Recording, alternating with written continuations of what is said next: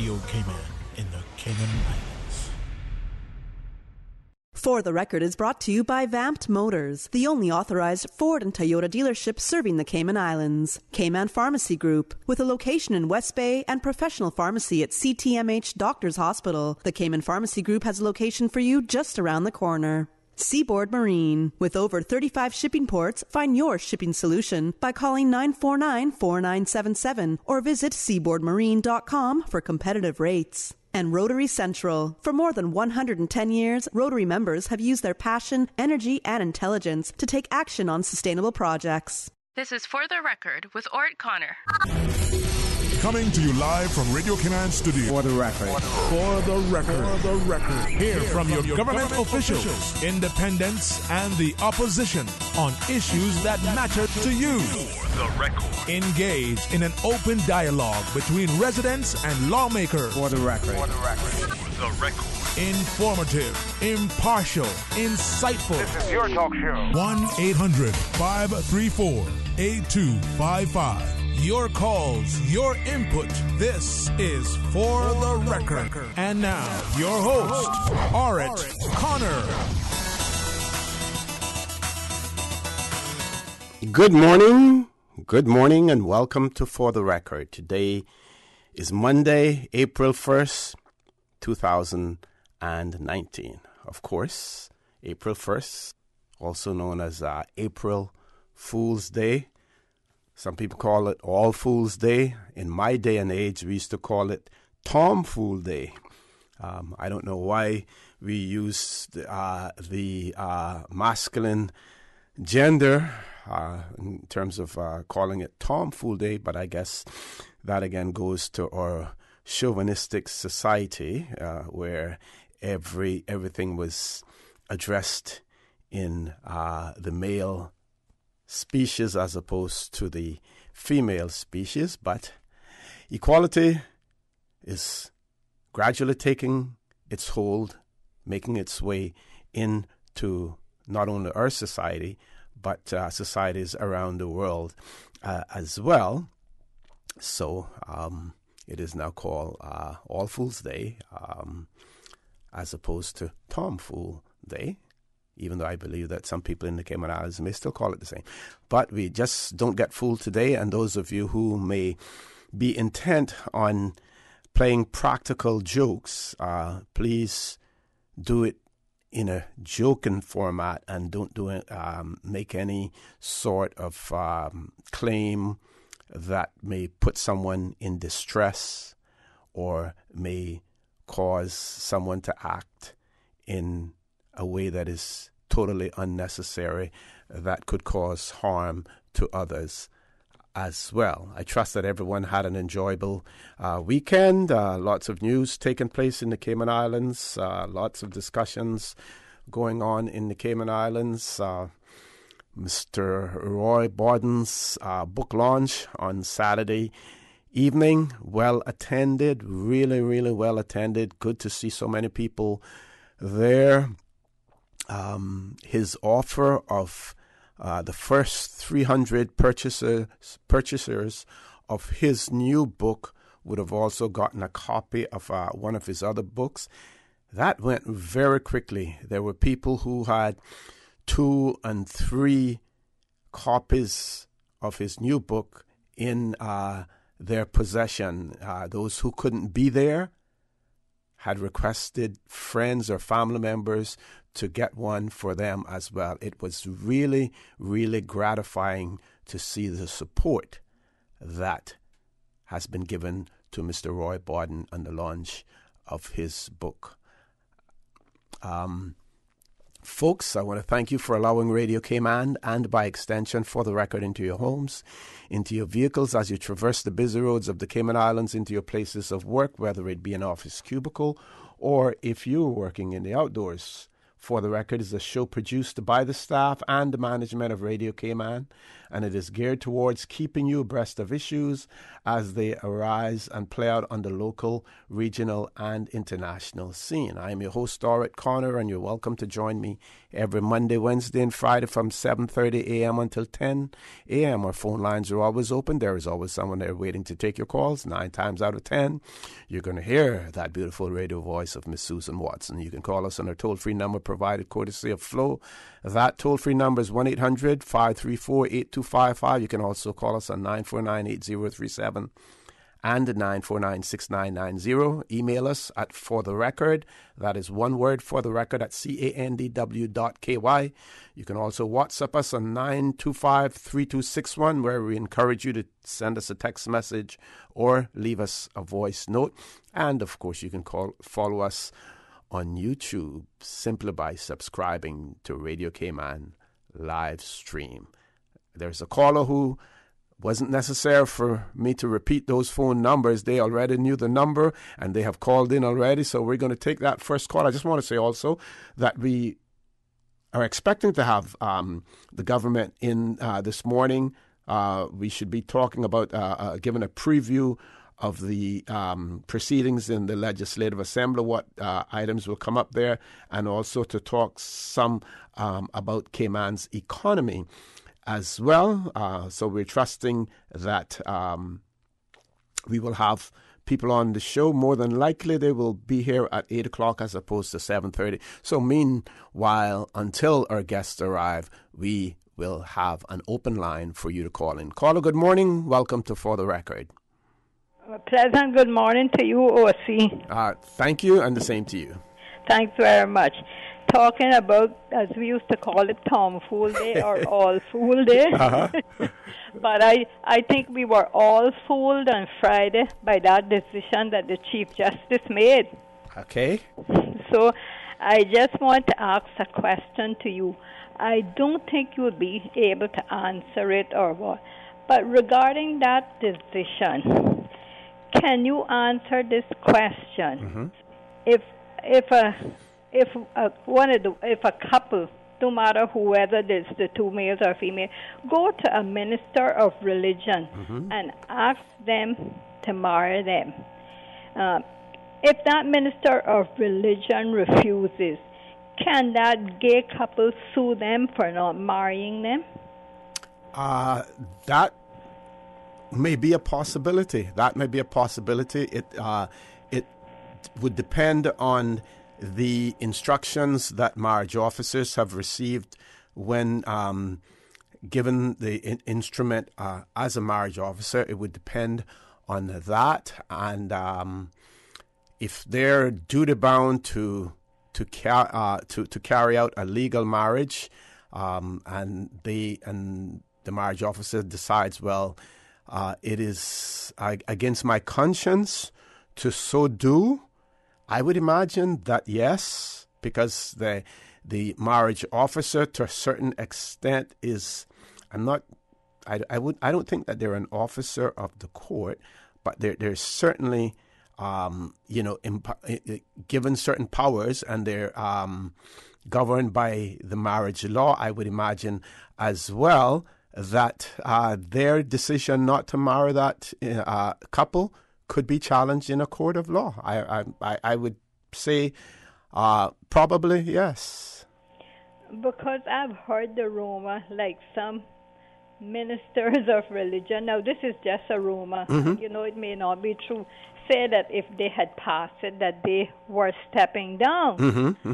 But, I really don't know what to say, because I don't think in the first place that these couples should go to a marriage officer, and I don't think any marriage officer would or should step down. They have to live it out to let them, the justice, and all the ones that pass the law, see that they are above the law when it comes to that. Because after all, we are supposed to be a God-fearing country. So I think we need to get this petition going, because I don't think it would be any case to them to sue them if they said no, because they're going by God's word. Yeah, caller, you made a statement there that to show that they're are above the law, but no one really is above the law. But do you think that the petition is going to succeed? At this point in time, the Chief Justice has made a ruling, and he has actually changed the marriage law, something that many of us did not know could occur. He pointed out that it is settled law in terms of what can be done in this particular instance. He felt that the government had an opportunity to try to accommodate the couple in some other way. For instance, maybe looking at extending the domestic partnership privileges to them, and that the government failed to do so. That, I believe, is one of the reasons in his judgment. The question will be now whether or not the government chooses to appeal that decision. I also, in doing my research on it, I also discovered that, because I was asking myself the same question, what happens now that he has changed the law? Does it need to be assented by the governor? Does he need to take instructions from the Foreign and Commonwealth Office in this matter? But it appears as if that is not the case, that in this particular case now, that the Chief Justice has changed the marriage, a certain aspect of the marriage law. It comes into effect right away. So the question is now whether or not the government is going to punt or lateral the ball, or whether or not they're going to appeal the decision. There are many people who believe that the government, in its failure to do absolutely nothing when they were approached by this couple, really punted the ball and left it for the courts to decide. Now that the courts have decided, it is extremely curious to know what the government is going to do now, whether or not they're going to appeal it. But I am not sure how far a petition will go other than demonstrating a certain number of persons' opposition to what has taken place in the courts. Well, I really can't say right now, as you say, all fooled. So I guess, but I don't know, but the laws that government should pass, they don't pass. And, because some laws are there, and they pass them and they don't enforce them. So I really don't know if this should have been a case, And plus the ministers, I understand that their petition didn't get in on time. I don't know if that's true or not. I know they had these petitions in the churches on Sundays where they had all the members there, to sign. But I am not sure if they got that in. But as I say, I guess it done happen now, but it's a big fool for all fools day. Well, for some it is. It's certainly, again, it's something for discussion for legal scholars to discuss, as well for people from a sociological standpoint to discuss. Also, I see. I was looking at the Bermuda paper, and they have indicated in there that because in Bermuda they passed what was called a domestic partnerships law, which was also struck down by the courts, and now same-sex marriage is legal in Bermuda. The government there has indicated that they will appeal that decision, but they have not done so yet. But in Bermuda, they're pointing out that the Bermudan precedents helped bring the legalization of same-sex marriage in the Cayman Islands. One lawyer said that lawyer by the name of Rod Attridge Sterling, who was involved in several landmark marriage equality cases in Bermuda, said he assisted lawyers involved in the Cayman Islands case. He said that Cayman court relied heavily on the Bermudan court judgments, as well. So, the petition, whether or not it's going to be a feel-good situation, whether or not it will demonstrate to elected members of the Legislative Assembly how people feel about it, the whole question is, at the end of the day, are we going to be able to craft any type of legislation that is not inconsistent with the ideals and the provisions of our Constitution when it comes to equality, when it comes to the right to family life and other issues as well, caller. But, caller, I want to thank you very much for raising it. And we need to keep the discussion going on this because it not only becomes an emotive issue, but it also becomes one that at the end of the day we're going to have to live with. We're going to take a commercial break. We have another caller. We ask that caller to hang in there. As soon as we return from this commercial break, we will take your call. The Cayman Islands boasts of a long, colorful, and rich history. In tribute to our roots, Radio Cayman, the voice of the Cayman Islands, is pleased to bring you the Historical Vignette Series, sponsored by Cayman National Bank. Visit Cayman National Bank today for all of your financial needs. The Cayman Islands, He hath founded it upon the seas. The past half-century have offered Cayman a significant growth spurt. The 1950s were a launchpad year, with a number of hotels opening as tourism began to increase. In 1953, an airfield was opened in Grand Cayman, eventually replacing the seaplane service which had operated since the 1940s.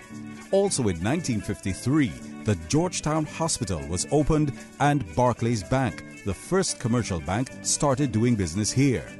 A few years later, in 1956, the weather station at Owen Roberts International Airport on Grand Cayman began operation. And then in 1959, Cayman received its first written constitution, which granted women the right to vote.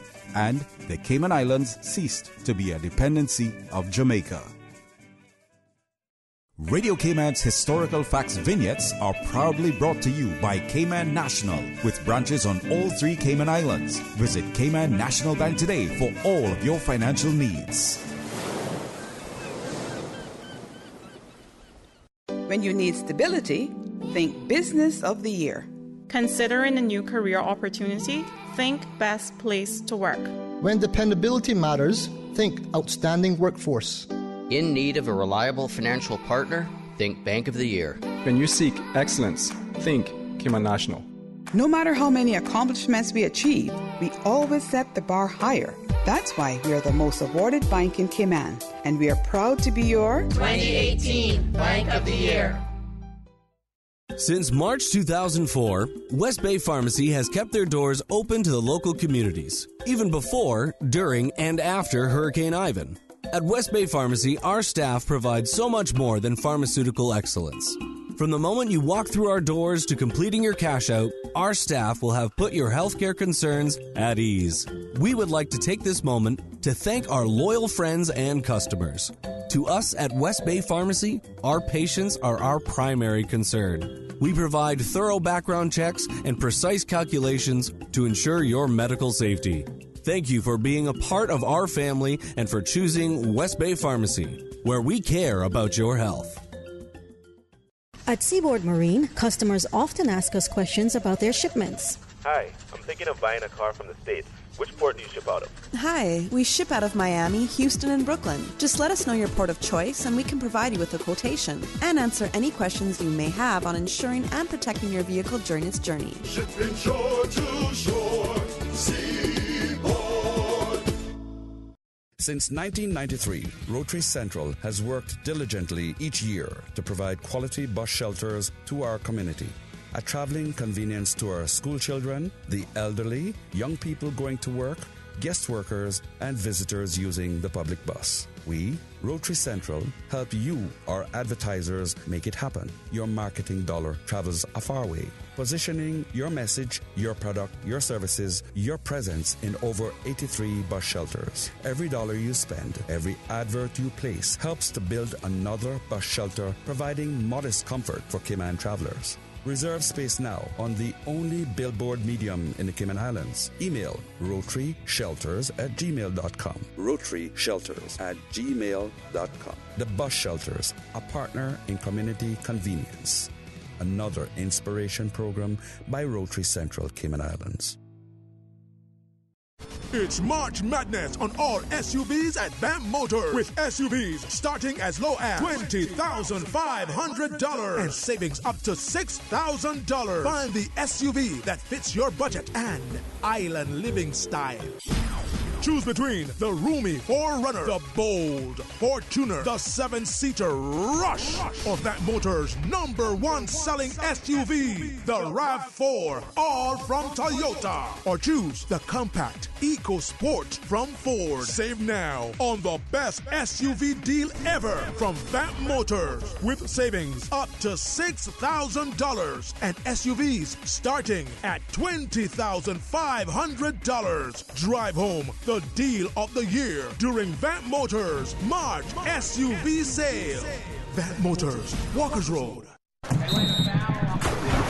This Easter weekend, the Cayman Islands will welcome the rest of the Caribbean, and you do not want to miss it. Carifta 2019 takes place at the Truman Bodden Sports Complex from April 20th to 22nd. Watch the region's most talented track and field athletes compete and come cheer on your Cayman athletes. Get ready to raise your flags at the Caribbean's biggest athletic event this Easter weekend. It's Carifta 2019. Tickets start as low as $10. On sale now at caymancarifta2019.ky. See you at the games. Carifta 2019. It's all about unity and together. Get your tickets now at caymancarifta2019.ky. Brought to you by the Cayman Islands Government, CUC, Salt Technology Group, the Cayman Islands Athletic Association, DART, Miracle Broker, Maples Group, Pinnacle Media, World Gym, and Radio Cayman. System 1 loaded. 1-800-534-8255. What is on your mind when it comes to the government, independence, and the opposition? Issues that matter to you. 1-800-534-8255. Waiting to hear from you. For the Record. This is For the Record with Orrett Connor. Good morning and welcome back to For the Record. No guest in the studio yet. I believe they probably are. I'm trusting that they will come after at 8 o'clock, so we will have them after the 8 o'clock news. Meanwhile, we have open line. We have a caller on hold. Caller, good morning. Welcome to For the Record. O.C., good morning. How are you? Good morning. I'm fine, sir. How are you? Not too bad. O.C., what is happening to our little country that we used to have? Our little country that we used to have, and at one time the we was a very small, with a small W, meaning that, we were 10, 13, 15, 20,000 people. We have now expanded to 60,000 persons, people from various other cultures. We have been exposed to other cultures as well. We have been exposed to the wide world. At one point in time, the only persons exposed to the wide world were mostly our seamen and our students who went overseas. But now, so what has happened to the Cayman Islands is that while we have not grown in land mass, we have grown exponentially. Can I share with you what I've experienced in 1967? Sure. I went with National Bulk in 1967, which was something that just about every Caymanian did. It wasn't much on the island to do, and we built this country. Mm-hmm. And during the building of that came values and something that we stood for and we stand for, and we still stand for today in this country, right? Mm-hmm. During my time on the ship, O.C., we had certain nationalities on the ship that the only people that they want in their department was their own people. Mm-hmm. The same thing is happening in this country, but it didn't really dawn on me. I didn't really look at it from this standpoint, as I'm looking at it right now of what just happened to our country, right? Mm-hmm. I think it's a total disgrace because you get certain people from certain countries that do not share the same values that we share. What do we expect? How do we stop what is happening? Mm-hmm. We invite everybody in this country to come here and be a part of us, not be a part of their culture that they left 40, 20, 30 years ago. Mm-hmm. What is wrong with accepting our culture? If you have a problem with this rubbish about the UN and the human rights and this kind of crap and the other crap, you know what? Just leave your post. If you love this country, don't push all of this garbage down our throats because, the people of this country are getting sick and fed up. And I think it's enough. This is the last straw now because once you open one door, also you know what happens with that. What is next? And then what is next? Where will it stop? Huh? There are a lot of people who feel the way you feel. Whether that is the correct way, but there are a lot of people feel the way you feel, caller. My personal values, right? Mm-hmm. I'm entitled to my values, mm-hmm. right? Yes. So nobody can take that from me. And I know a lot of Caymanians feel the same way because we have some of the biggest, best politicians that is there that was totally against this, right? Mm-hmm. And we not just let something like this happen to us and push it down our throat. Come on, man. Well, I don't think. I think we have to wait and see it all play out in the court of law. And one caller or one listener actually wrote to me and asked whether or not the decision can be appealed. And yes, the decision can be appealed. The question is whether or not the government will appeal it. Well, see, why can't these people, if they want to carry on with this rubbishness, I'm glad I don't have young kids now that I would have to get in and try to explain things like this to them. When they see two men out, just as passionate and love it as a man and a woman. I'm so glad that I don't have them, that I would have to try to explain that to them, what they are doing. But caller, question for you then. What if you had kids or children who were a Chantel, Day, and Miss Borden? What if they were your children? What would you do? Well, see, I tell you what, it would. I really feel sorry for those people, and I sympathize with them. But some things in life you just have to accept. Mm-hmm, mm-hmm. I agree. No, I am very fortunate.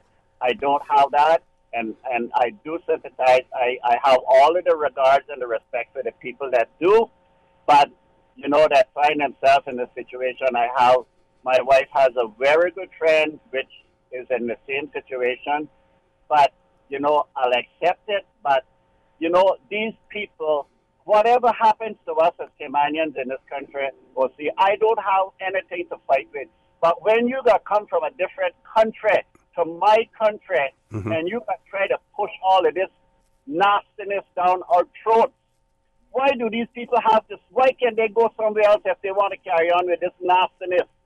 Huh? They don't have to stay here. There's nothing holding them here. The same way they came, they can go. But those persons are Caymanians. One of them is a Caymanian.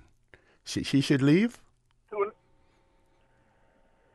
And the other party is from where? The other party is non-Caymanian, and I think that was part of the argument in terms of her ability to remain here with her partner as well. But caller, I have to ask your indulgence because we've reached the 8 o'clock news. But please feel free to call back if we don't have any guests on, because we're due to be talking about the LA proceedings and the economy. If we have no guests, we're going to continue to have this open line for us to discuss matters that have occurred and that will occur in the Cayman Islands as well. Folks, please stay tuned for the record. We'll be back. back immediately after the 8 o'clock news. Thank you, Mr. Connor. And studio time now by Price Right is 7:59.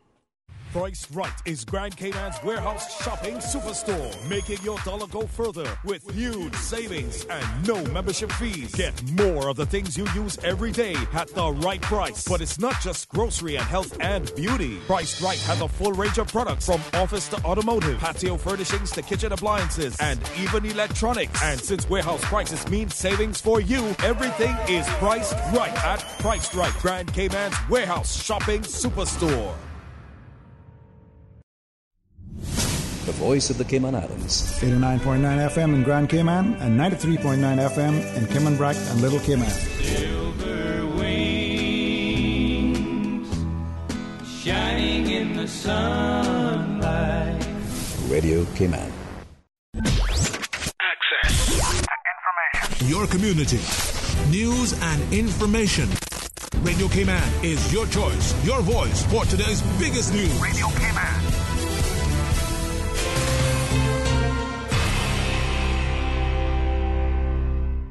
With your latest news, I'm Carsley Fuller. At news time, more than 3,400 people had signed an online petition asking government to keep the definition of marriage in the Cayman Islands as between one man and one woman. The petition was launched after a landmark court decision on Friday by Chief Justice Anthony Smelly, which redefines Cayman's marriage law as a union between two people as one another's spouses. When returning the decision, the Chief Justice said the new definition ensures that the law no longer discriminates against same-sex couples. The online petition is asking for Premier the Honourable Alda McLaughlin to put the issue to a public vote through a people-initiated referendum before December 19th. The petition reads, whereas it is agreed that the role of the judiciary is to interpret the laws of the country in a way that is compatible to our Constitution, and whereas the Constitution states that the Cayman Islands is first and foremost a territory of Christian values, and whereas the undersigned registered elector does not agree the judiciary should have the power to annihilate the legislative power of making and amending laws, as I, an elector, have elected my politicians to make and amend, be it therefore as my signature herein as the said petitioner, I hereby understand, acknowledge, and agree that this people-initiated petition shall be used and presented for such purpose, and I hereby give my consent to such use and presentation. In other news, healthcare professionals from Human, Animal, Environmental Health are set to gather tomorrow for the 3rd annual One Health Symposium at the Health Services Authority. Radio Cayman's Shanda Gallegos speaks with veterinarian officer with the Department of Agriculture, Dr. Samantha Dorman. We've been getting really good traction, great momentum and interest from our healthcare professionals and also from members of the public. So it's really in alignment with our goal to make this an annual event. What can we expect this time around? We are actually doing 2 main streams for our symposium. We're going to have a morning session focused on ecosystem health and then an afternoon session focused on non-communicable diseases. So we're going to have 8 presentations overall, and we're also going to be having 2 panel discussions. So a little bit more focus this year and the inclusion of the kind of round table panel discussion type setting as well. All right. And what are some of the things that, obviously we're going to be talking about this year? We're also going to be looking at a close-to-home example with the green iguana situation in the Cayman Islands and how that's impacted other animals, the environment, as well as human health. Of course, that's big. That's a very topical issue. We have an international speaker coming in to join us for both sessions, actually. Dr. Kerry Rood from Utah State University. He's a veterinarian there. He's going to be talking in the morning to us about healthy and sustainable food production. And we're all very diverse and a lot of interesting topics. There should be something there for everyone.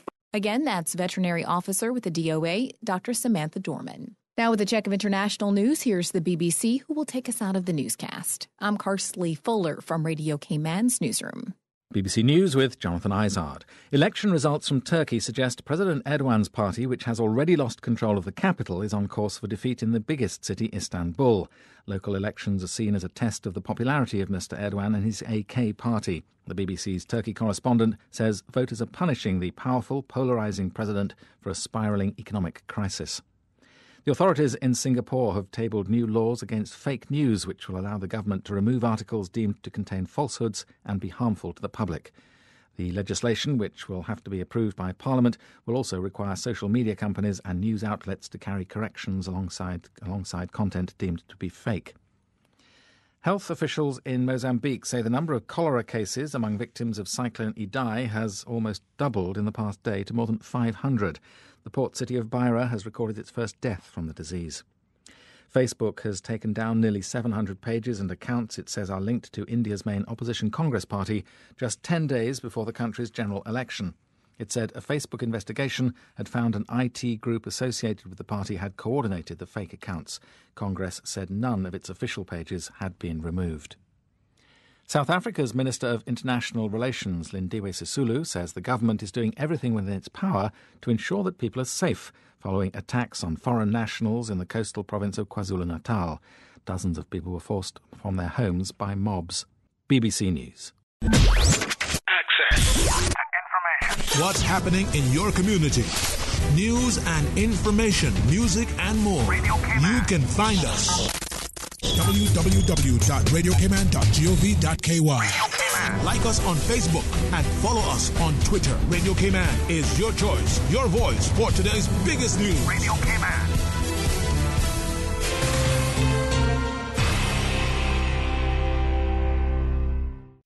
I grew up with diabetes. The easy part is controlling it with insulin. The hard part is living with diabetes. But there's hope. Sol Cayman and Asso Station dealers are teaming up with the Cayman Islands Diabetes Association in their goal to create awareness and provide education to their community. Until April 12th, 5 cents from every gallon of fuel sold will be donated to the Cayman Islands Diabetes Association on your behalf. Fill up at any Asso Station today and fight diabetes together. The Esso brand is a trademark of ExxonMobil Corporation and is used under license. At Kirk's Home Center, we can make your life much better.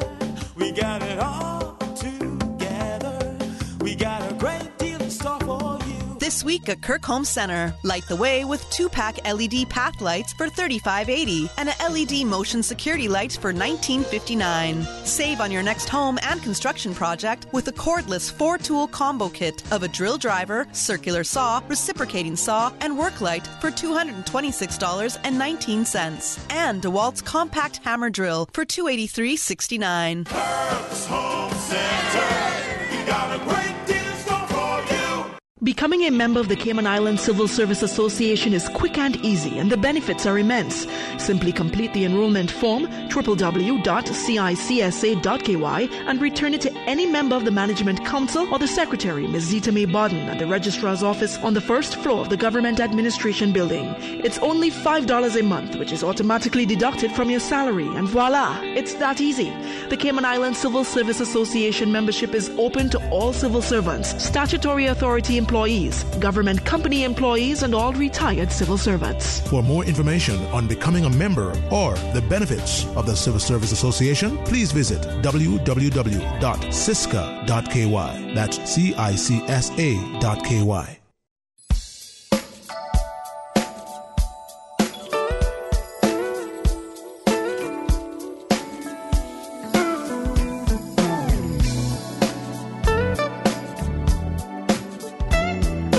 It's a good morning. Time now for the latest weather report. Current temperature is 80 degrees. Relative humidity is 88%. Barometric pressure is now at 29.99 inches and rising. The wind is northeast at 6 knots. Overnight low temperature was 76. Synopsis indicate light winds and slight seas expected over the Cayman area due to, in part, to a slack pressure gradient across the Caribbean. Radar images show isolated showers in and around the Cayman area, which are moving towards the west. Now, the forecast for the Cayman Islands for today, calling for partly cloudy skies with a 30% chance of morning showers, and temperatures will be in the mid-80s. Winds will be easterly at 5 to 10 knots, and seas will be smooth with wave heights of less than 2 feet. Forecast for tonight, pretty much the same, partly cloudy skies with a 30% chance of late-night showers and temperatures falling to the low 70s tonight. Your winds will be light and variable, and seas will be smooth with wave heights of less than 2 feet. Low tide will be this afternoon at 3 minutes past 2. High tide again tonight at 7:58. The sun will set this evening at 6:38 and will rise tomorrow morning at 6:19. And the outlook is calling for an increase in cloudiness as a prefrontal trough moves over the northwest Caribbean. That's the very latest on your weather report.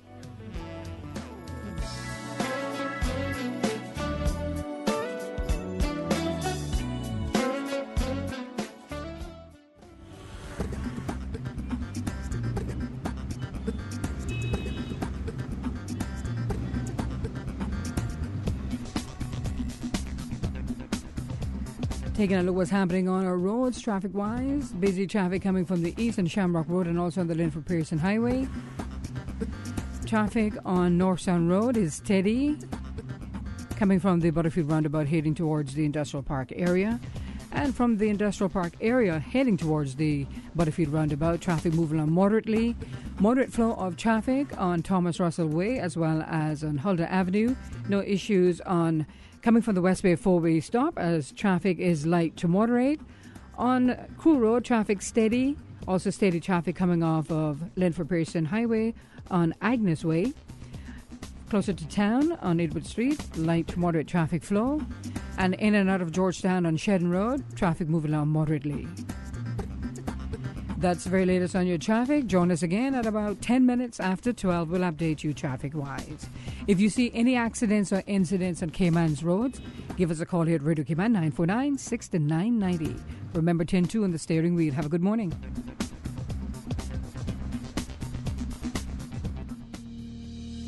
The annual business surveys start on Monday, April 8th. The surveys are conducted by the Economics and Statistics Office, ESO, and seek to measure the performance of all local industries. Survey forms for this year will be hand-delivered or mailed to all operating entities. The surveys are confidential under the statistics law and are exempt from the Freedom of Information law. Your response matters. Do your part. Fill out and return your survey forms to the ESO. For assistance in filling the forms or for more information, visit www.eso.ky or call 244-4676 or 244-4600.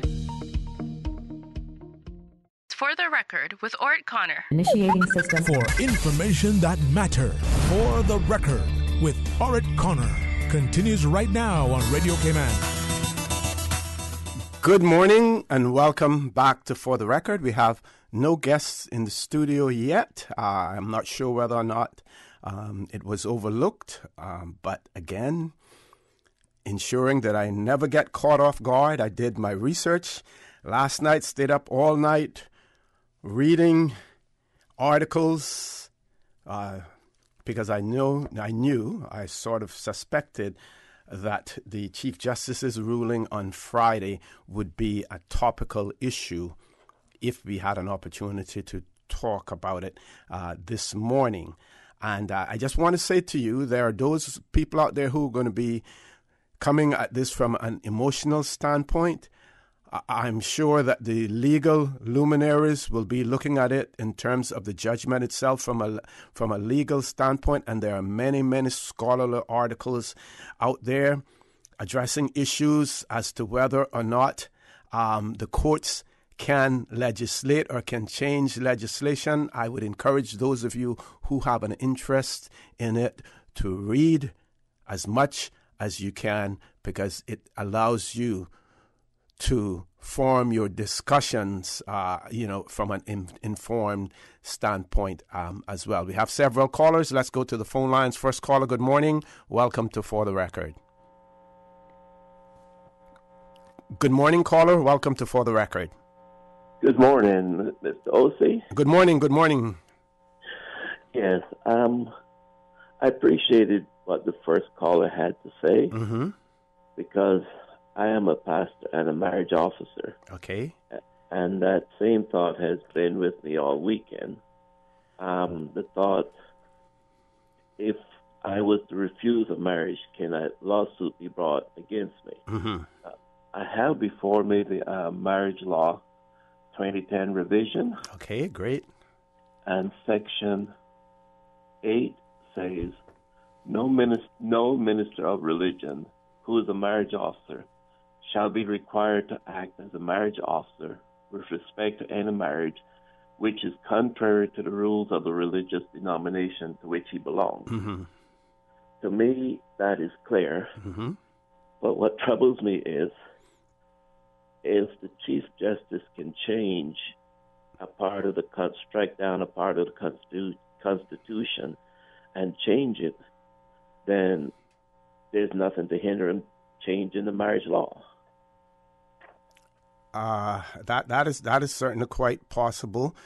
But I think that you, as a marriage officer or as an individual, also have a freedom of conscience that is afforded you in our Bill of Rights as well. So and we saw that play out in some places in the United States where a registrar of marriages refused to register persons because of that. So that again is another legal argument. Yes. May I ask the Bill of Rights that you were speaking of, is that in the Constitution? Yes, sir. That forms a part of our Constitution. It's actually in before you get to the political part of our Constitution, the Bill of Rights is there, and at the end of that Bill of Rights, as a matter of fact, this may be applicable to a certain extent. Article 24 states the duty of public officials, and it says that it is unlawful for a public official to make a decision or to act in a way that is incompatible with the Bill of Rights unless the public official is required or authorized to do so by primary legislation. And your primary legislation is the marriage law, in which case the legislation shall be declared incompatible with the Bill of Rights, and the nature of that incompatibility shall be specified. So, again, caller, you've raised a good point, because that the decision made by the Chief Justice has so many far-reaching ramifications. Exactly. And that's what troubles me, because if, I remember when the Bill of Rights was Constitution was being revised, I think, in 2009. Mm-hmm. I remember the Premier, Alvin McLaughlin, conferring with England and getting the permission to state that within our Constitution that marriage is a union between a man and a woman. That's correct. Now, if that part of the Constitution can be changed and struck down, then to me, he could strike down any part of the Constitution that he so wishes. Mm-hmm. And I do hope that our government will look into this. If I could just take a minute or two, I would like to read something. Okay, I'm going to ask you to be as quick as possible, because we have the phone calls queued up there, but go right ahead, sir. Good. Be just about a minute or two. On June the 9th, 2016, the European Court of Human Rights delivered its decision on the case of Chapin and Carpenter versus France. It questioned the French court's decision to annul the marriage of Bagels contracted in 2004 between two men in violation of the French law. By the decision of the European Court of Human Rights, unanimously recalled that the European Convention on Human Rights does not include the right to marriage for homosexual couples, neither under the right to respect for private and family life, nor the right to marry and found a family. I wonder if that is still in effect with the European Convention on Human Rights, mm-hmm, mm-hmm. because I think part of the Chief Justice's decision was rights being violated according to the European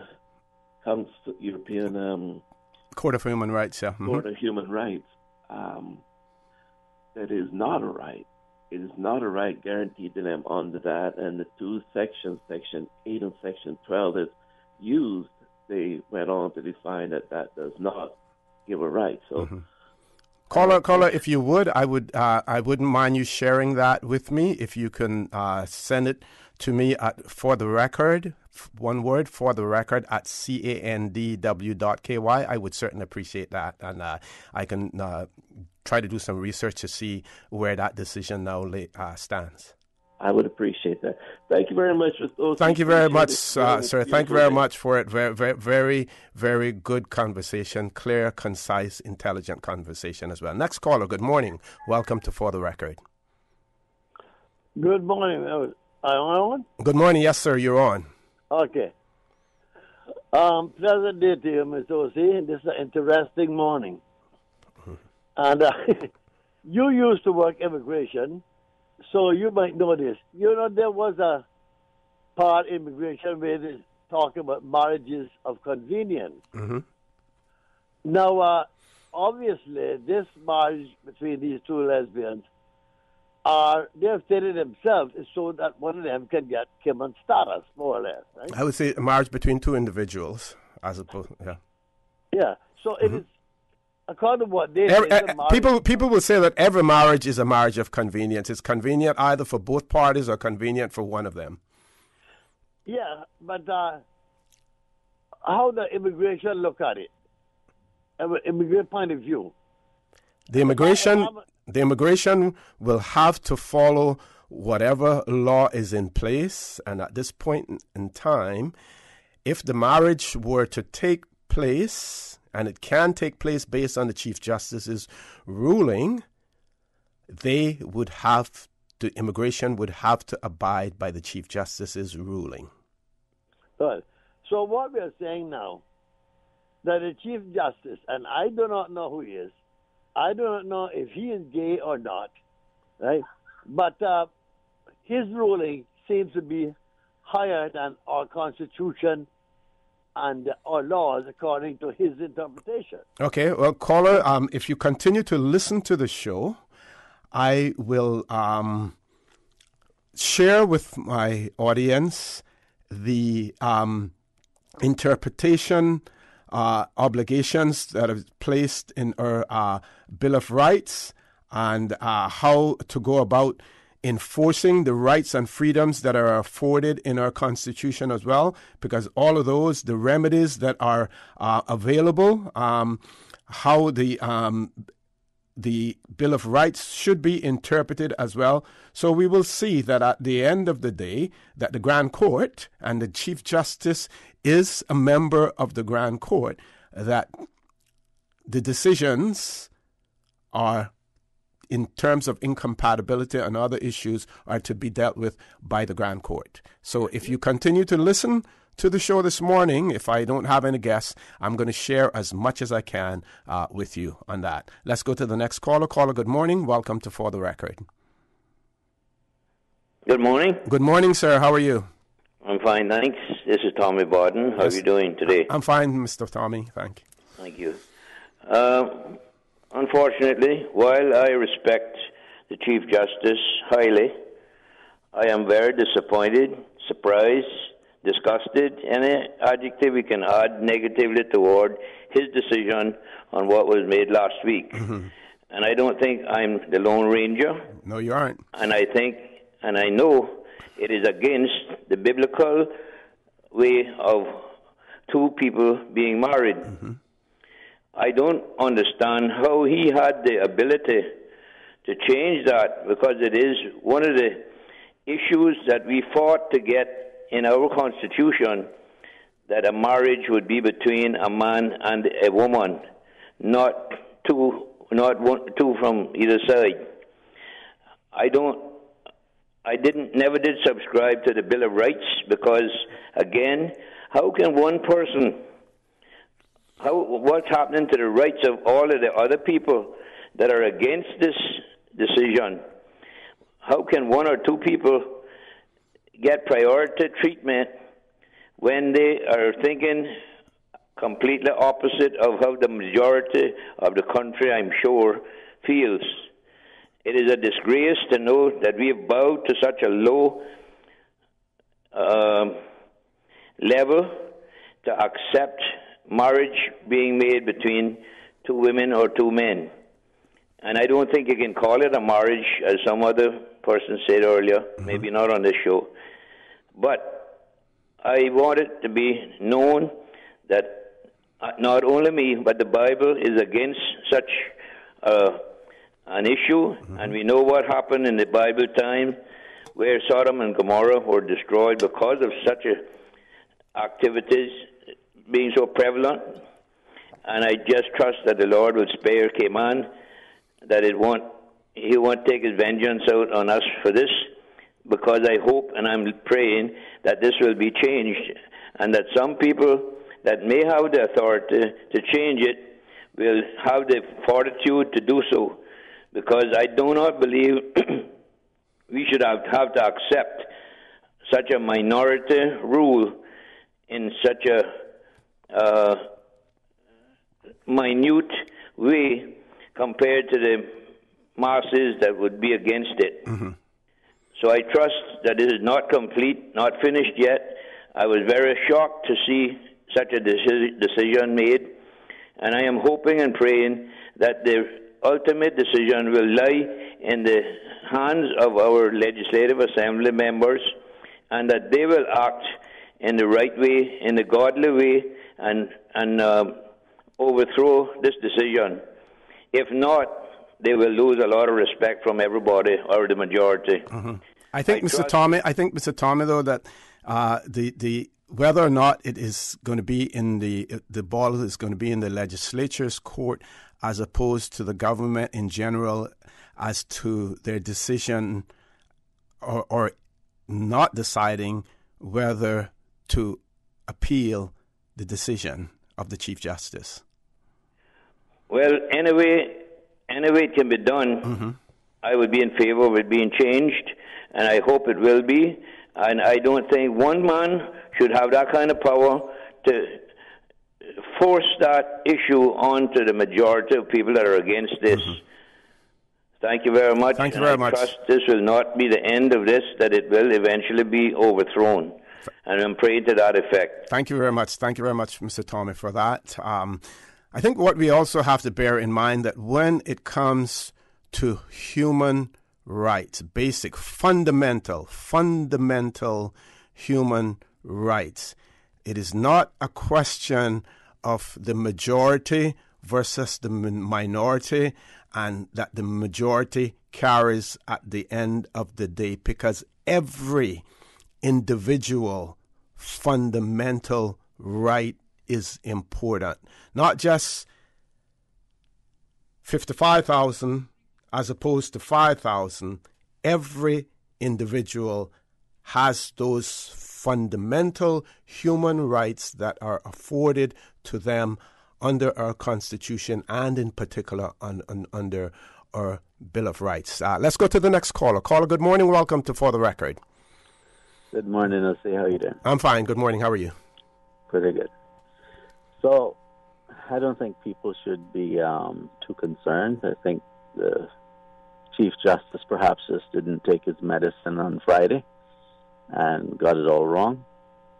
The Constitution is quite clear on what he can do, and it does not give him the authority to strike down any law. He only has the power to rule that a primary legislation is incompatible. Mm-hmm. Okay. And only the legislature has the authority to remedy the situation. If I can interrupt you there for a second, caller, there's a section in there, and I haven't read the judgment yet. I'm relying on what has been parlayed to us through the news media, but I believe that there is a comment in there about it being settled law in terms of his ability to amend the law. And when you talk about settled law, because we are in common law jurisdiction, settled law has to do with the fact that precedents have been set. If they have gone through challenges and everything, those challenges have been unsuccessful, and the decision that was made is one that has to be recognized and can be recognized. So he feels that it is settled law in terms of his ability to go and change the wording in the marriage law to insert the word spouse. Well, unfortunately for him, we don't have a dictator in the Cayman Islands. Uh-huh. Okay? And he cannot just strike down a law. That is a constitutional fact. Uh-huh. And if you have the courts will decide on that, I would imagine, at some point. You have the Constitution in front of you. Oh, yes, I do. Section 23, subsection 3, and read that for me. You're talking about the Constitution or the Bill of Rights? Section the Constitution. Constitution itself. Okay. Keep talking while I continue to look for that. And so he can like the section that he's relying on, which is Section 5 of the main body of the order, mm-hmm. to make amendments and adaptations and qualifications and all that kind of stuff, he's taking that way beyond what that is intended for. It's the provision that deals with when laws were written prior to the existing Constitution coming into force. Mm-hmm. It preserved those laws and also said that if those laws were not compatible with the Constitution, they could be read or construed to be compatible with the Constitution. Meaning, let's say you had the Executive Council, right? And now you have the Cabinet. You could read the law to say that where you find things like Executive Council, you could now read Cabinet, right? Mm-hmm. But that's not to say that he could strike it down. But let's just follow that. Okay, I found Section 23, and it says that if in any legal declaration of incompatibility, and that's part of our Bill of Rights still, right?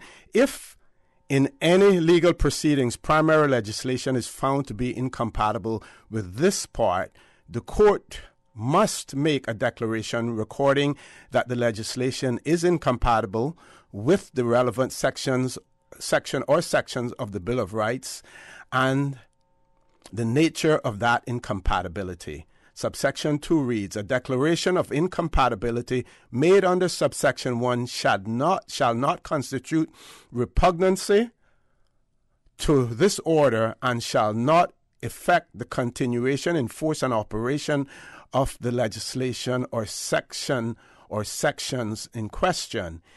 In the event of a declaration of incompatibility made under subsection 1, the legislature shall decide how to remedy the incompatibility as well. But I believe that the Chief Justice, in arguing his point, also points out that it could take the legislature up to a year to make those changes. Meanwhile, and this is the Chief Justice's opinion on that. Meanwhile, those applicants continue to suffer the injustices that he believes that they're suffering based on the violation of their human rights. Caller. Okay, but because he thinks that they're suffering, does not give him the authority to strike down any law.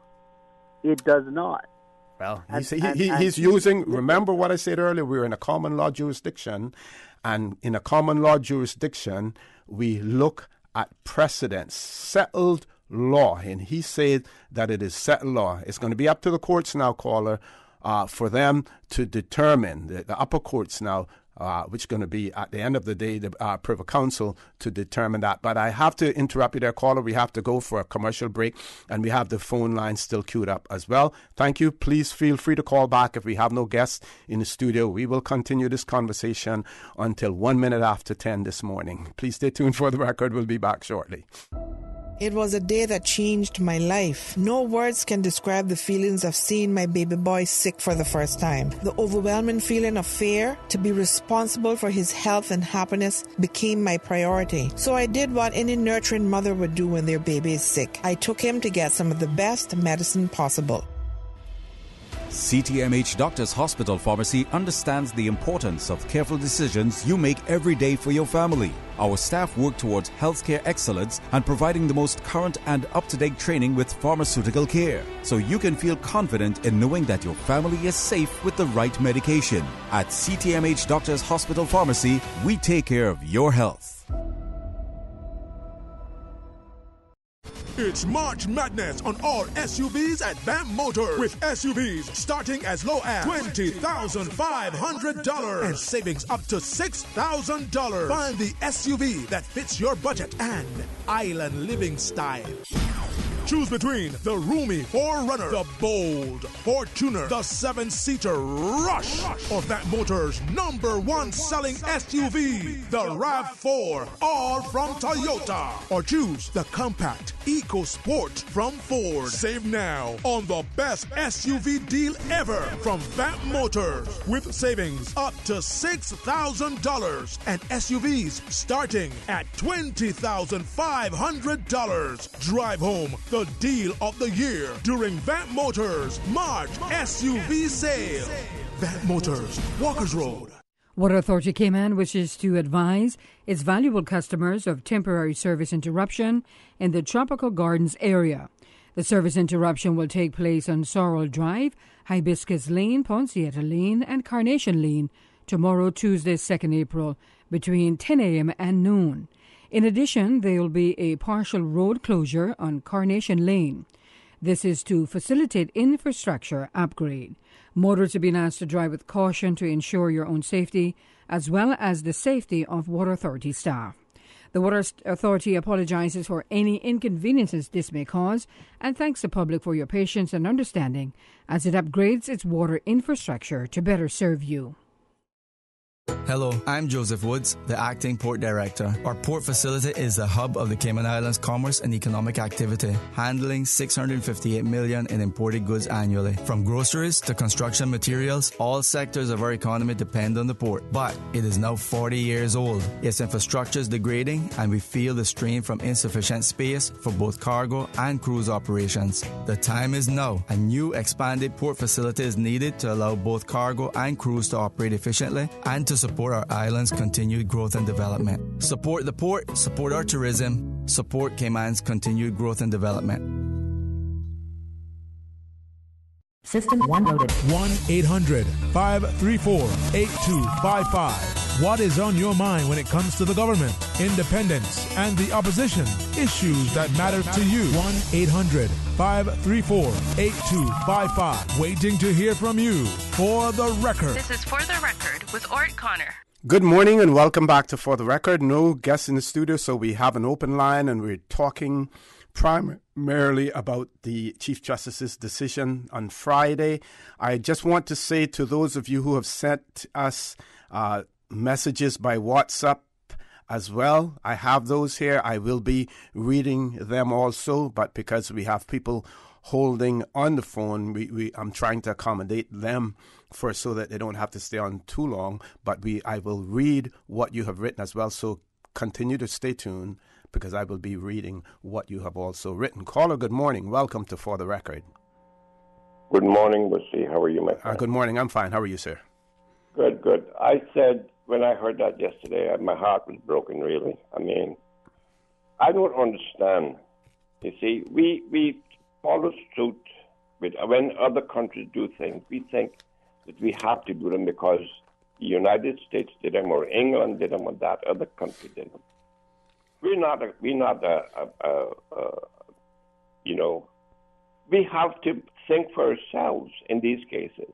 Let me just show you something, Musi, that really, really upset me. When I think about when we were growing up, there were gay people who got married to the opposite sex. Of course, but I don't call it obviously not the opposite sex because gay people are either male or female. But I'm saying that people knew who they were.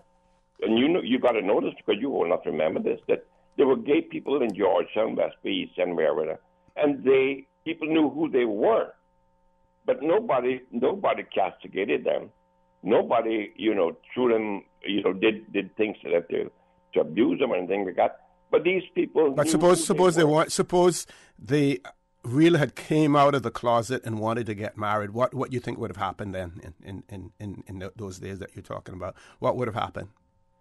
You mean like if they got married to another? If they wanted to, what do you think would have happened? Well, I don't think they would. They would have been. It wouldn't have happened. Nobody would marry them. Mm-hmm. Nobody would have married them. And the thing is that I'm saying, these things. It's like when you see people all the time with odd formation. I see people who were born with one arm, people that didn't have this, didn't have that.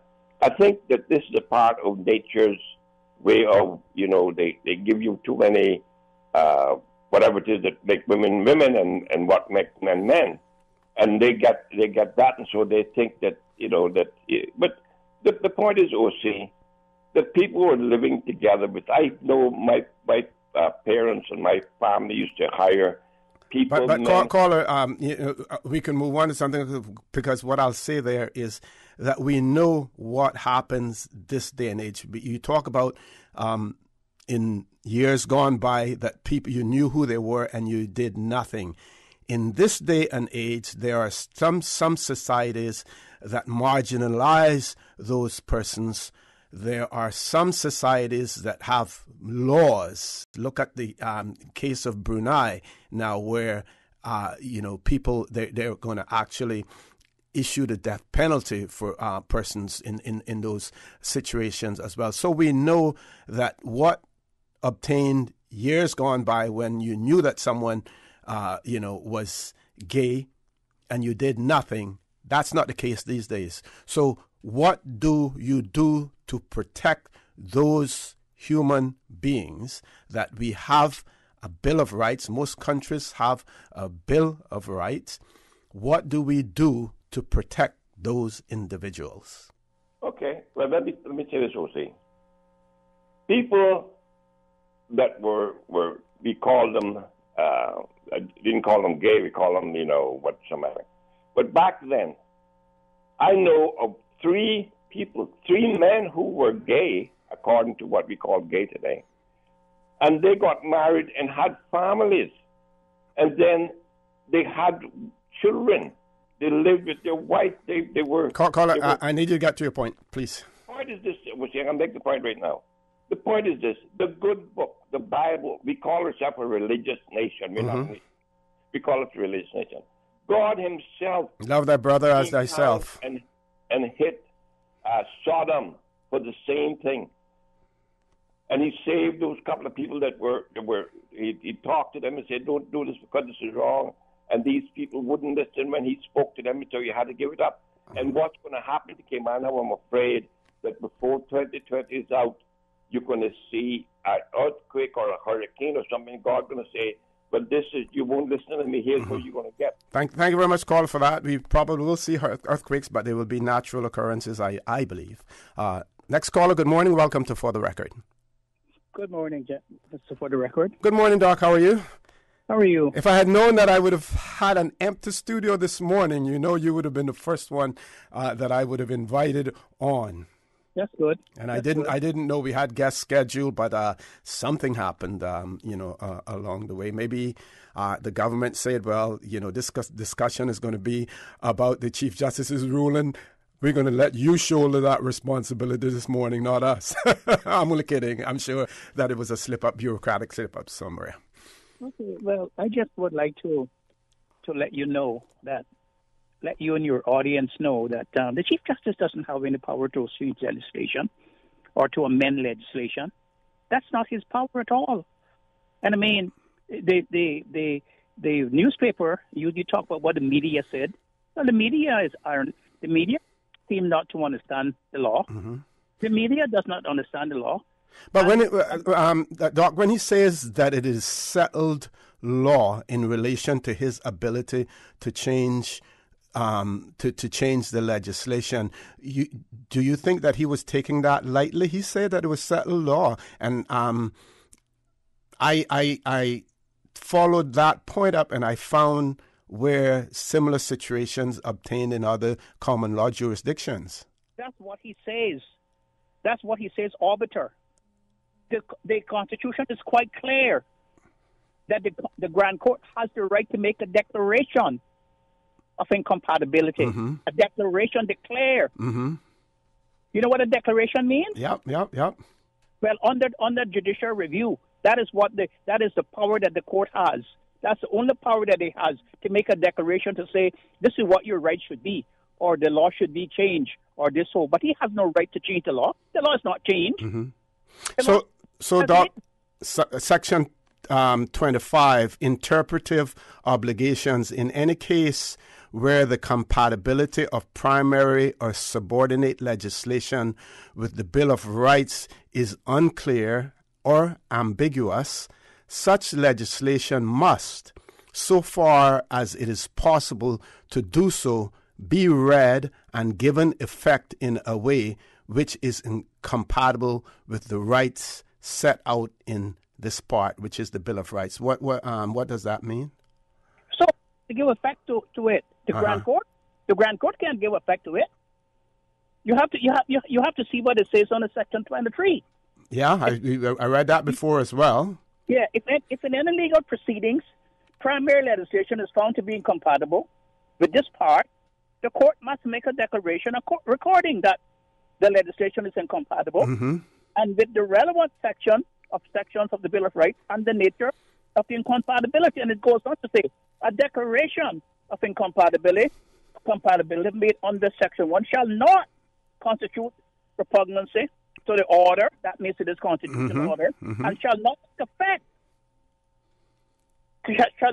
the continuation and force and operation of the legislation or sections in question. And in any event of a declaration of incompatibility made under Section 1, the legislature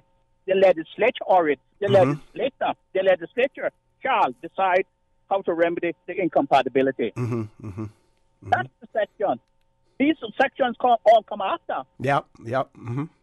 So you can read it, but the court can't change it. Okay, Doc, we have to go to a commercial break. I don't know if you want to hang in, but we still have two callers, but we do have to go to a commercial break. If you want to hold on while we take this commercial break, and then we'll continue, and we will take those other two callers as well. Folks, please stay tuned for the record. We'll be back shortly.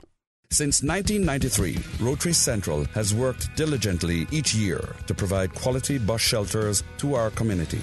A traveling convenience to our school children, the elderly, young people going to work, guest workers, and visitors using the public bus. We, Rotary Central, help you, our advertisers, make it happen. Your marketing dollar travels a far way, positioning your message, your product, your services, your presence in over 83 bus shelters. Every dollar you spend, every advert you place helps to build another bus shelter, providing modest comfort for Cayman travelers. Reserve space now on the only billboard medium in the Cayman Islands. Email rotaryshelters@gmail.com. rotaryshelters@gmail.com. The Bus Shelters, a partner in community convenience.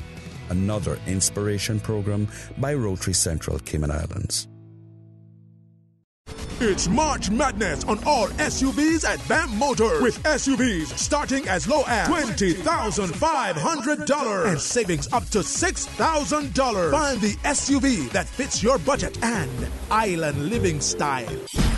Choose between the roomy 4Runner, the bold Fortuner, the 7-seater Rush, or Vamp Motors' #1 selling SUV, the RAV4, all from Toyota. Or choose the compact EcoSport from Ford. Save now on the best SUV deal ever from Vamp Motors, with savings up to $6,000 and SUVs starting at $20,500. Drive home the deal of the year during Vamp Motors March SUV sale.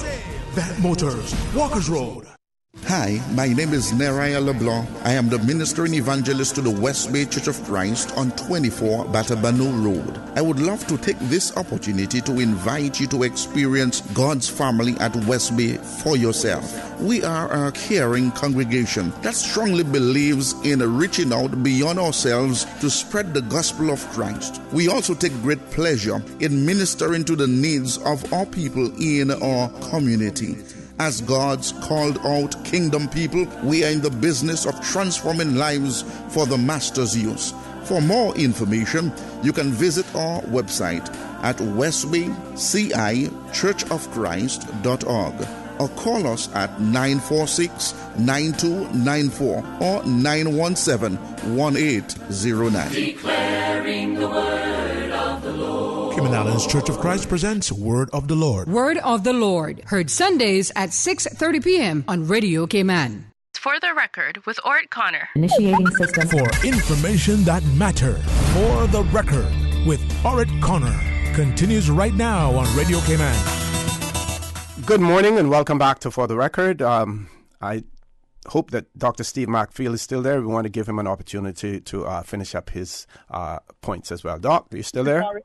I would just like to say to you, Section 25 is not dealing with incompatibility. It's interpretive obligations. Section 25 is dealing with compatibility.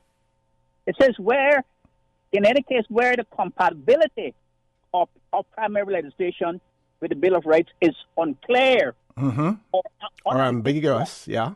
Such legislation must so far, but we're not talking here about compatibility of primary legislation. We talk about the incompatibility of primary legislation. The two sections are quite different. Unlike the caller, Mr. Warren, said to you before, as he said before, for instance, where cabinet and executive council is compatible, then you read it to mean instead of executive council, cabinet. That section is interpreted. That section does not deal with incompatibility. Okay, got you. So with all the hullabaloo and all of the stuff, it's the legislature, it's the politicians that is going to have to set this right one way or the other. So you don't think that the government is going to appeal it? Well, they should, because the way to enforce the rights, they probably would have to appeal first. And because it says an appeal shall lie as of right to the Court of Appeal from any final determination of any issue by the Grand Court under the Bill of Rights. And an appeal shall lie as of right from the Grand Court of Appeal to a magistrate in council. You see? Yep. So it seems to me that the prudent thing, the legal thing for the government to do was to follow the process of appeal to its ultimate. And you said something about the Chief Justice, and I have read the judgment that it's taken long to change. Well, I'm sorry, but that's what the law is. Okay, Doc, I want to thank you very much for that. Hopefully, we will have you on the show as soon as we possibly can to discuss this further. Next caller, good morning. Welcome to For the Record. We're going to ask you to be as brief as possible because we're getting pretty close to headline news at 9 o'clock. Caller. Hello? Caller, go right ahead. Oh, come on. Just two quick questions. Okay. The first one is, if the government has referendum on this, and we have 80% or more of the elected voters vote against it. Against what?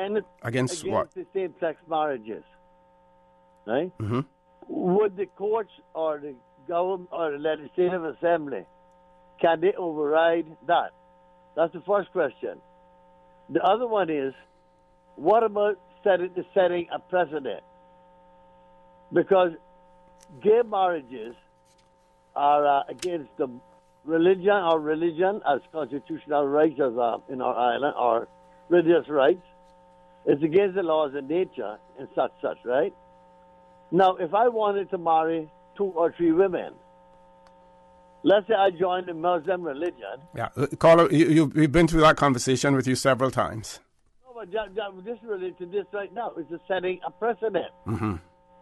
If they legalize gay marriages, they are setting a precedent where they cannot, they must allow me to exercise my rights and my freedoms, as they are talking about. Then they would have to change the law that says that marriage then is not between a man and a woman, but a man and 3 or 4 or 5 or 6 women. It has more wide-ranging effect than you're talking about there, I believe, caller. With that, we're going to take the next caller. Caller, good morning. Welcome to For the Record. Hello. Good morning. Welcome to For the Record. Good morning, OC. I'm going to be straight to the point here. First of all, this is Eddie Thompson. I notice a lot of people like to hide back. This is Eddie Thompson here. And I just like to weigh in this conversation here because, quite honestly, for a country that calls itself very Christian, it's very inhumane, and this is not unique to the Cayman Islands. True. That state of affairs. But simply put, in my position is like this: that the ruling that the Chief Justice made here, and I'm not here to talk about the legalities of the whole thing but the simple fact of the matter is that his ruling on Friday changes absolutely nothing for me as a heterosexual or anybody else on this island than it does today, except for 2 same-sex couples who want to live together and spend the rest of their life together, that they're able to secure a mortgage, to inherit each other's stuff whenever one passes on from another, to do anything, have the same legal rights as we do. Now, I have family and I have friends that are gay. It's not a lifestyle that I condone, but that's their choice, and I respect their choice, and I love them no less. But seriously, we need to, and what really infuriates me more than anything else, and I do have a respect for a lot of the churches here, but when they come out and fight about this, but are absolutely quiet about everything else, that is the part that infuriates me. Get on about topics that actually matter in terms of taking care of our people, and then you might have some validity. Thank you very much. Thank you very much, caller. I like that and the way that you've said it, and so concise as well. We're going to take one more caller before we go to Headline News. Caller, good morning. Welcome to For the Record. Good morning, O.C. Good morning. How are you? I'm well. O.C., it's really, really, I'm shocked here to see that a ruling that has been made, such a ruling that has been made, and I've heard nothing from the government. Absolutely nothing from the government. And a government that was elected by the people, and surely by people who opposes this, and I've heard nothing from them. The Chief Justice has made, in my opinion, 2 landmark rulings in Cayman that will change the landscape of Cayman forever. Yep. There was that case with Tara Rivers. The country, one thing about us, we are quick to forget. We're quick to forget. And I remember Dr. Steve McPhail speaking about that because I consider him the constitutional expert in Cayman. And that was a landmark case, in my opinion, that was wrong, but he made it. And he just made another one that was wrong again, and he made it. How much more he going to make? How much more he going to make? How much more is we leaving God's gift to change our past and our heritage in Cayman? How much more is he going to make? I'll leave it that, O.C. Thank you very much, caller.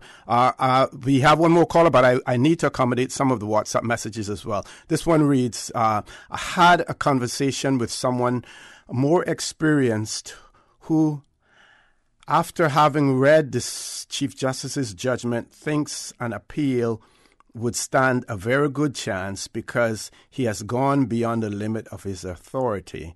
The petition may actually be what is needed to force the government into action. Good point. The CJ has abandoned the principle that the Constitution must be read as a whole and selectively grab hold of parts which he believes are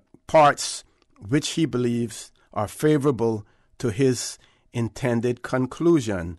This he has totally ignored. Thus, he has totally ignored Section 23, which says precisely how the court must deal with cases of incompatibility, and preferred a judicial interpretation of another more general section by reference to a case based on another constitution which did not have the equivalent of Section 23.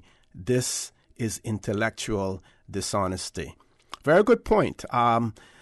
Again, I have not seen the judgment yet, so I'm not sure when the Chief Justice refers to the fact that it has been settled law, what he's talking about. But several persons now have pointed to Section 23, which I am aware of, and I'm sure that the Chief Justice was aware of as well. Whether or not he addresses Section 23 in his judgment, left to be seen as well with that. We're going to Headline News. Folks, please stay tuned. We have one more caller on hold. I want to remind you, I don't think I have to remind you, but I want to remind you, toll-free number 1-800-534-8255. You can also call us on 949-8037, 949-6990. Email us at For The Record, that is one word, For The Record, at candw.ky. As well. So the person says, Mr. Connor just saying, suppose a man wants to have 2 wives. Can any man now apply to the courts and have a law pass that a man can have 2 or 3 wives? Well, let's see if someone takes up that challenge and what will happen in that particular case as well. Folks, please stay tuned For The Record. We'll be back immediately after Headline News at 9 o'clock. Radio Cayman, maintaining the innovation. On a daily basis, making it easy to connect with you, our listeners. Add us to WhatsApp today, 925-3261. That's 925-3261. Radio Cayman. Send a text or voice note. Can I send a request, please? You don't really have to ask us. Just send a request. This is a shout out to my ex. Radio Cayman, the voice of the Cayman Islands. Radio Cayman, maintaining the innovation.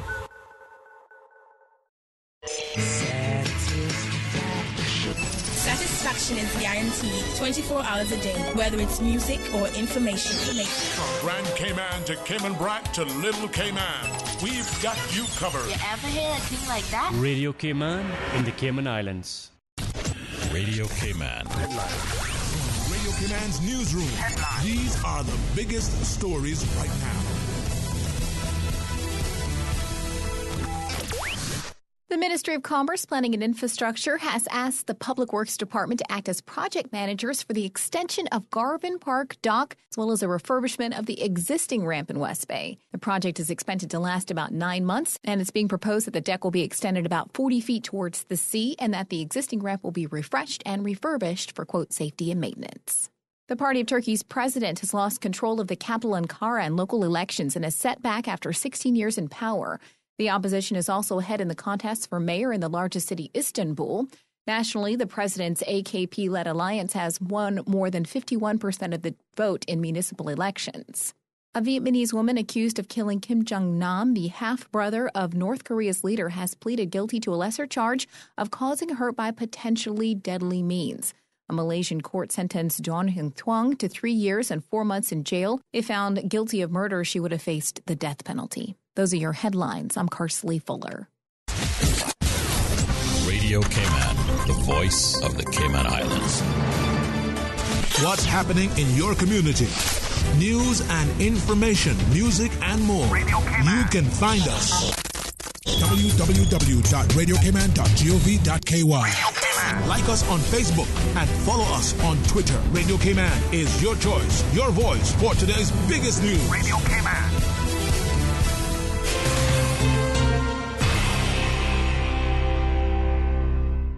For the record, with Orrett Connor. Initiating system. For information that matter. For the record, with Orrett Connor. Continues right now on Radio Cayman.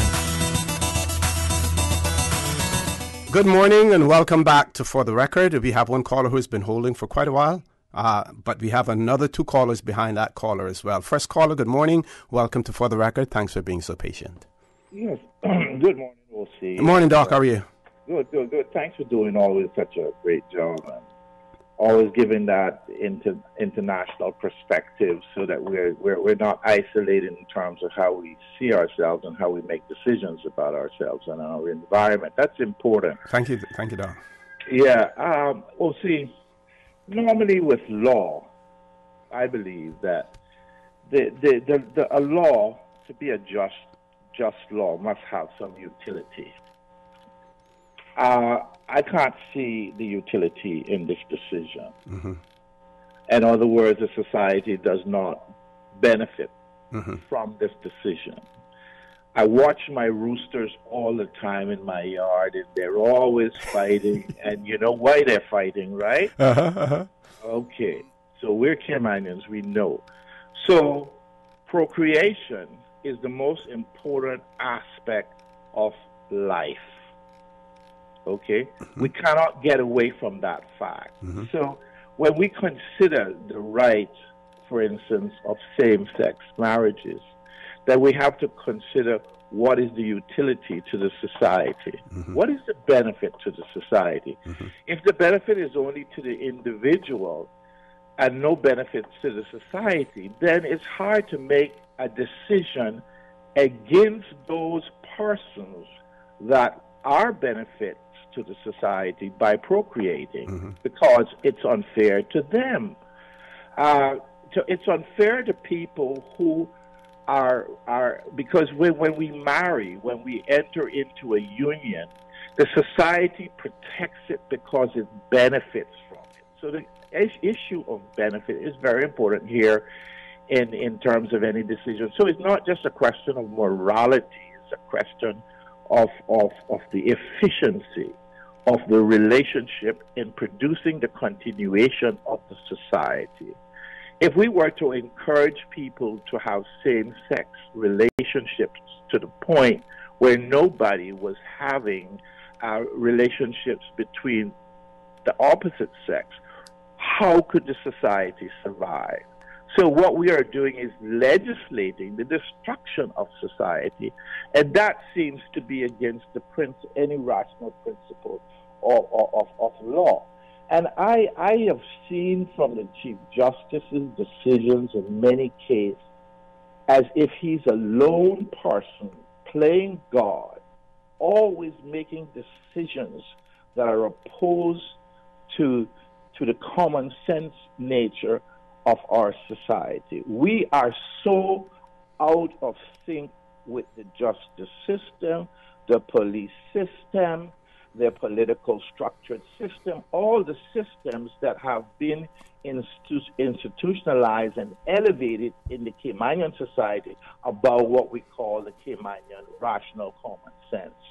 And we need to get back to this through the petitions that people are signing. Mm-hmm. Now is the time for the ministers and pastors and congregations to make their voice heard in the politics of the Cayman Islands, and to realize that the politicians that are in power for privilege and not because they are committed to protecting the culture and the heritage and the spirituality of the Caymanian people. This is a point that if the Caymanians back on this point, we are finished. I don't even want to hear the word Caymanian again. Doc, question for you.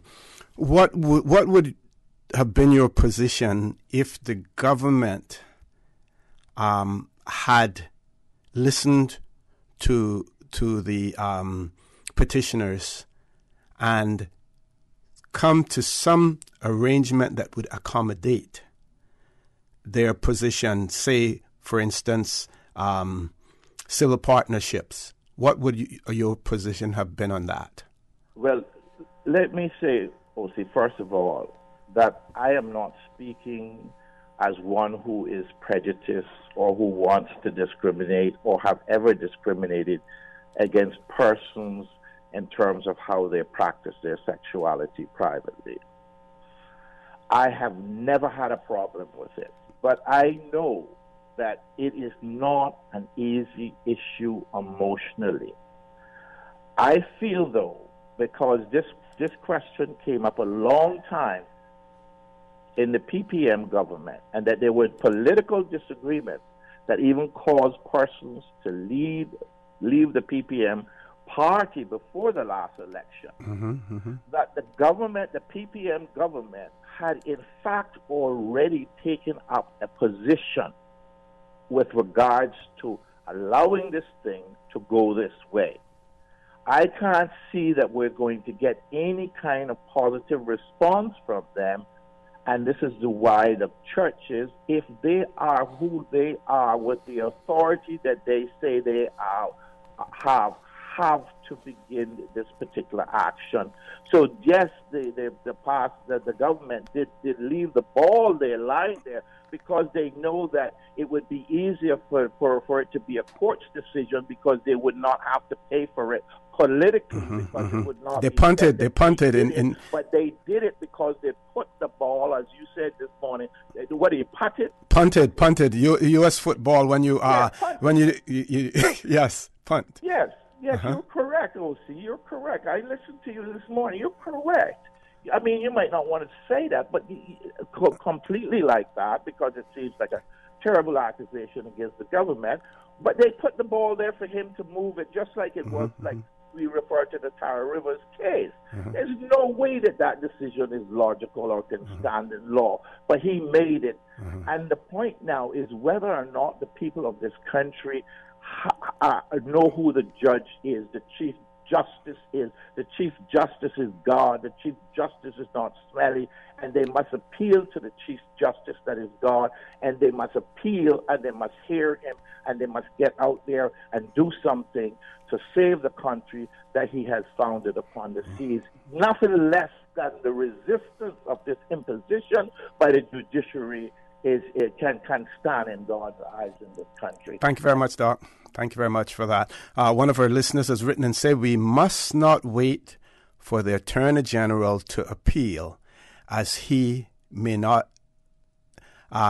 decide not to do so. The public is crying out on the decision. Therefore, is the demand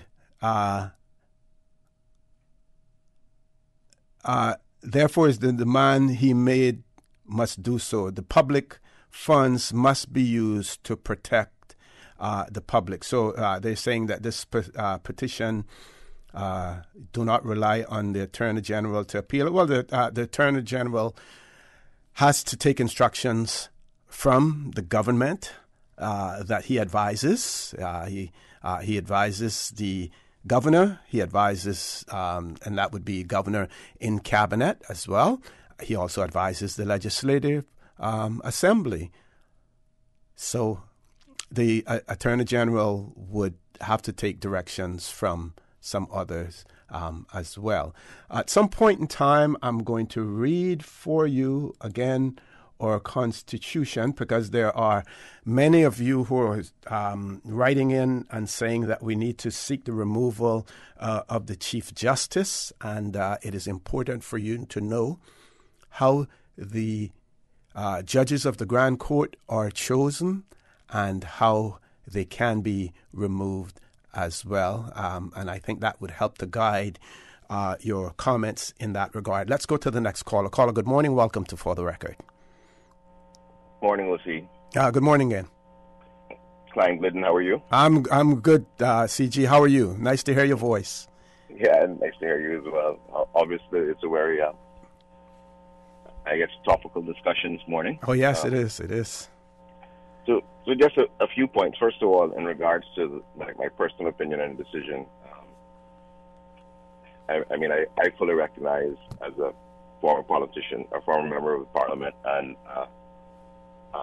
attorney by training, respect and appreciate the ability of individuals to bring a petition and to move forward with what they feel is their right. So my comments really, I'm trying to move them away from the emotive side of who decides on what they think was right or wrong in terms of church, because I also believe in a separation of church and state and a role for both of them. But if we look at, and I heard some people make the comment to say that the decision on Friday hasn't changed anything.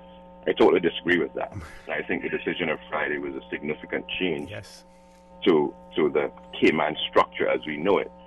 And when I say the Cayman structure, I think the majority of our society goes to the polls and elect individuals that they feel they can hold accountable for the decisions that are made. I think the decision on Friday will show that that isn't necessarily the case. Right? There's a separation where there a clear expectation that if a decision is made that's going to affect and change the way of life that they see, that they can hold them accountable and go to the polls and remove them. In our Westminster style of government, we have that separation of power between the executive, the judiciary, and the legislature. In other forms of government where you have judges that are elected by the people, they see that as a check and balance for when decisions are made that go against what would be considered the norms, that they can hold the judges accountable in that way. Right? In our society, under the Westminster style of government, the expectation is that we hold the legislature and the members of the legislature accountable. So we have this situation that seems to be a bit of a lacuna in the law, where we have laws made by the legislature but interpreted and enforced by the judiciary in a way different than what the legislature intended for it to happen. And while we have accountability to the politicians, there's no accountability to the people by the judiciary. Right? And I think that's a fundamental change into what the expectations of our citizenry expected to have occurred. Mm-hmm. And while we have some level of tolerance, I think, on this issue by people, on the specifics of this issue, I'll use an example of why that's concerning to me that may resonate more significantly with other people. The definition as to who can run for public office is also defined in the Constitution. Mm-hmm. And there is a potential argument to be made that someone living here for 30 years and being a resident here and having their life here should be allowed to run for public office. Mm-hmm.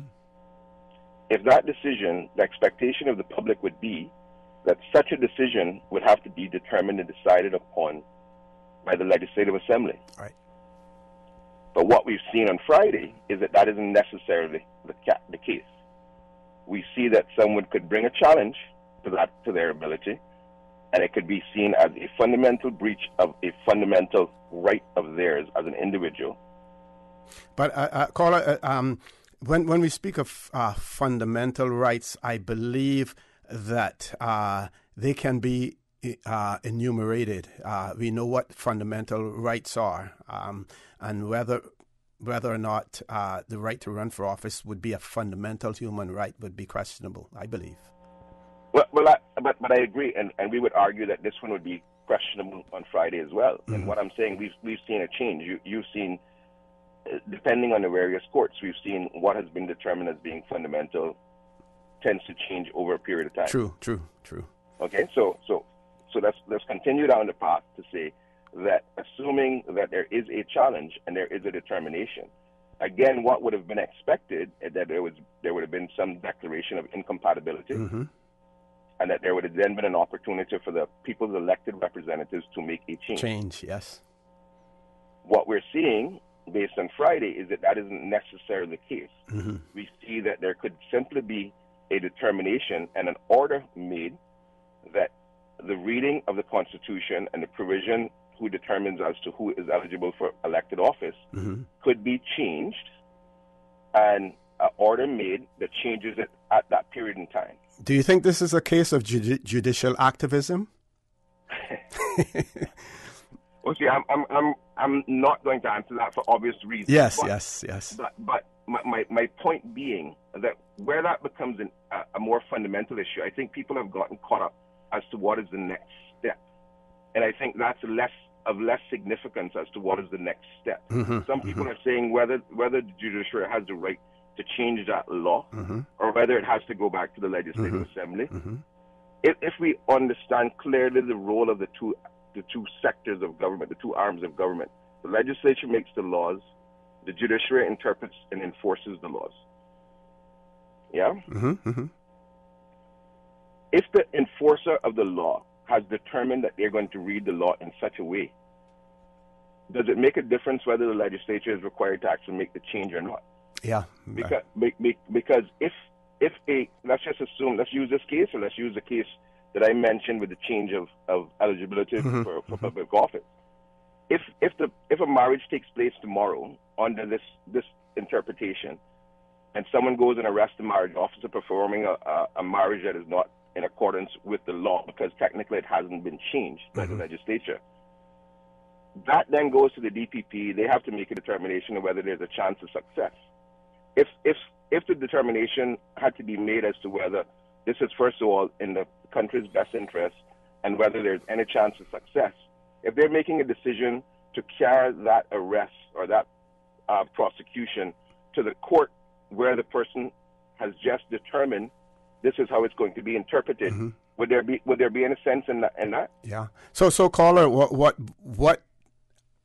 I think that you're trying to say also is that at the end of the day, this is something that needs to be addressed immediately, and whether or not we have to have the Court of Appeals have a special hearing to deal with this, because like I said earlier in the show, it has wide, far-ranging implications.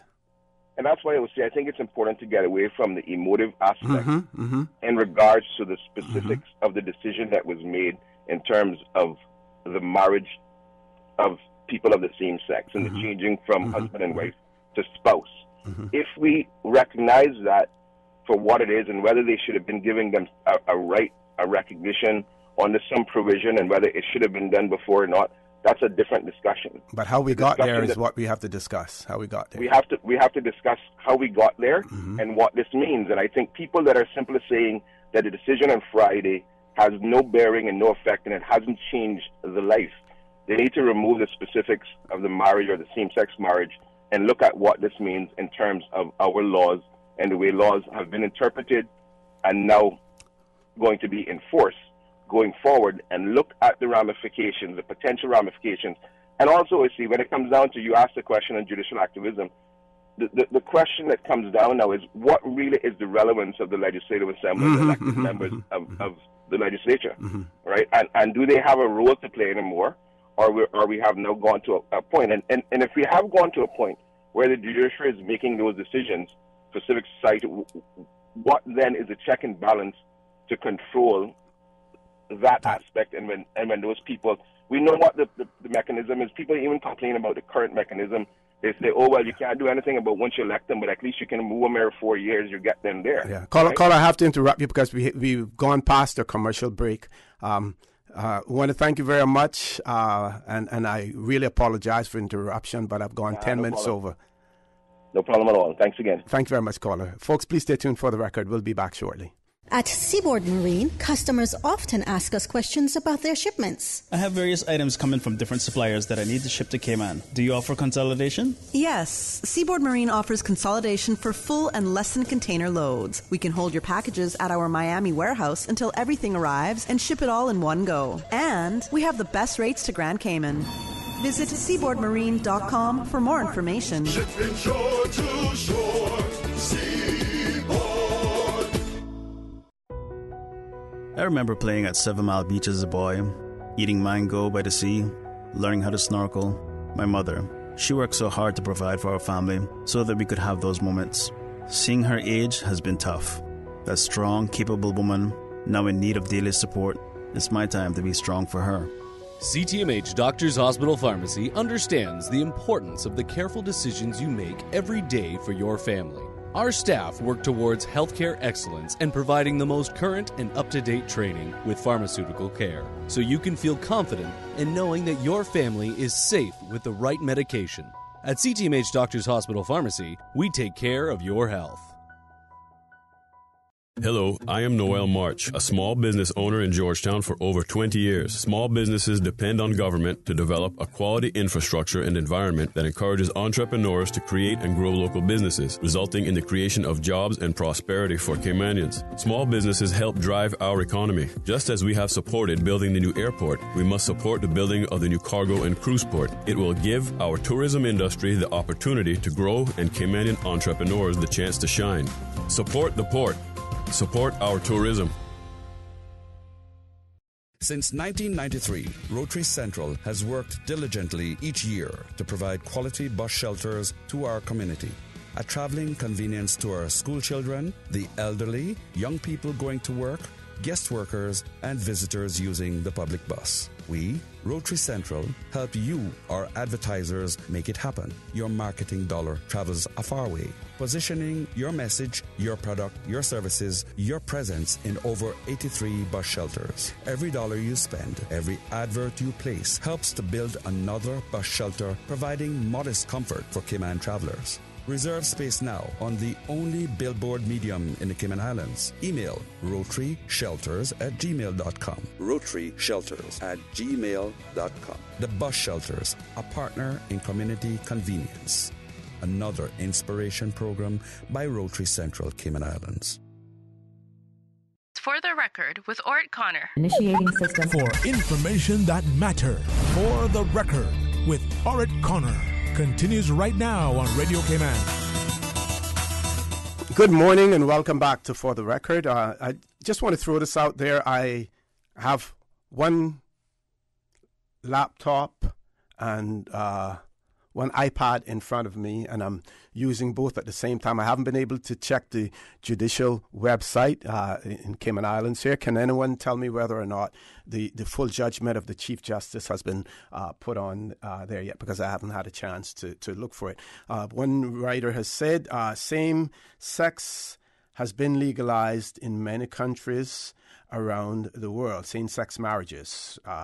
Can one of the previous callers name one of those countries in which people have stopped procreating, leading to the destruction of society?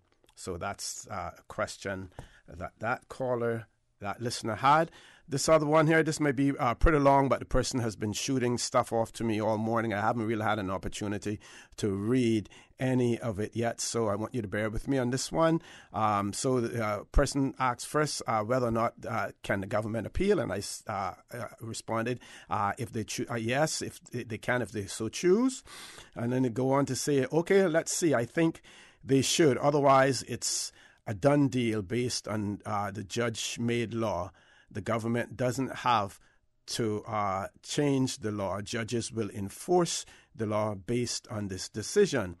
Of course, all of this could be for naught, as the UK could impose an order in council based on this decision too. Well, I think the Chief Justice's decision has now taken the burden off of the UK and Foreign and Commonwealth Office, and no, at this stage, no order in council is necessary. I believe, I'm not sure whether or not there's a comment from the FCO in this regard yet. We'll look for that as well, but I believe that they would certainly be delighted with the Chief Justice's ruling. The more I think about this, the biggest issue isn't that the decision was in favor of same-sex marriage.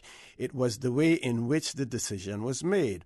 What has happened is that the court has now said that they will be making laws for the country going forward from here. That, in essence, neutralizes the Legislative Assembly. That's what should be discussed. And many people have echoed similar sentiments, I must say.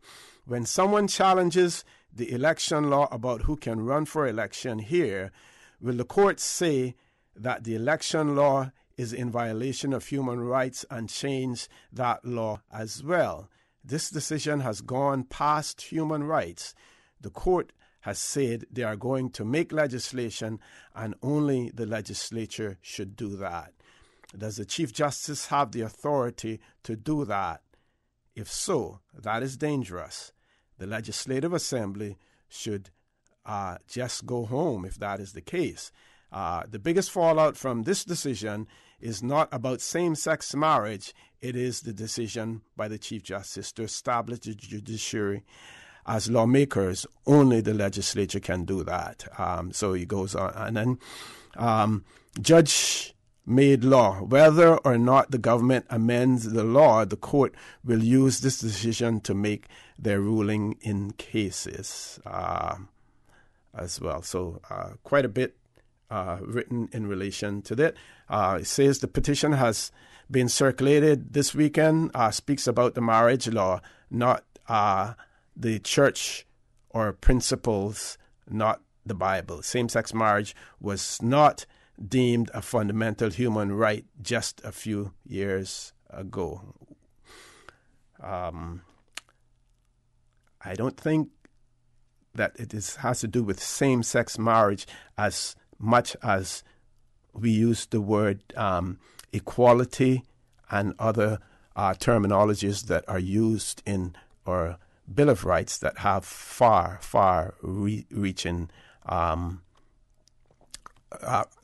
ramifications.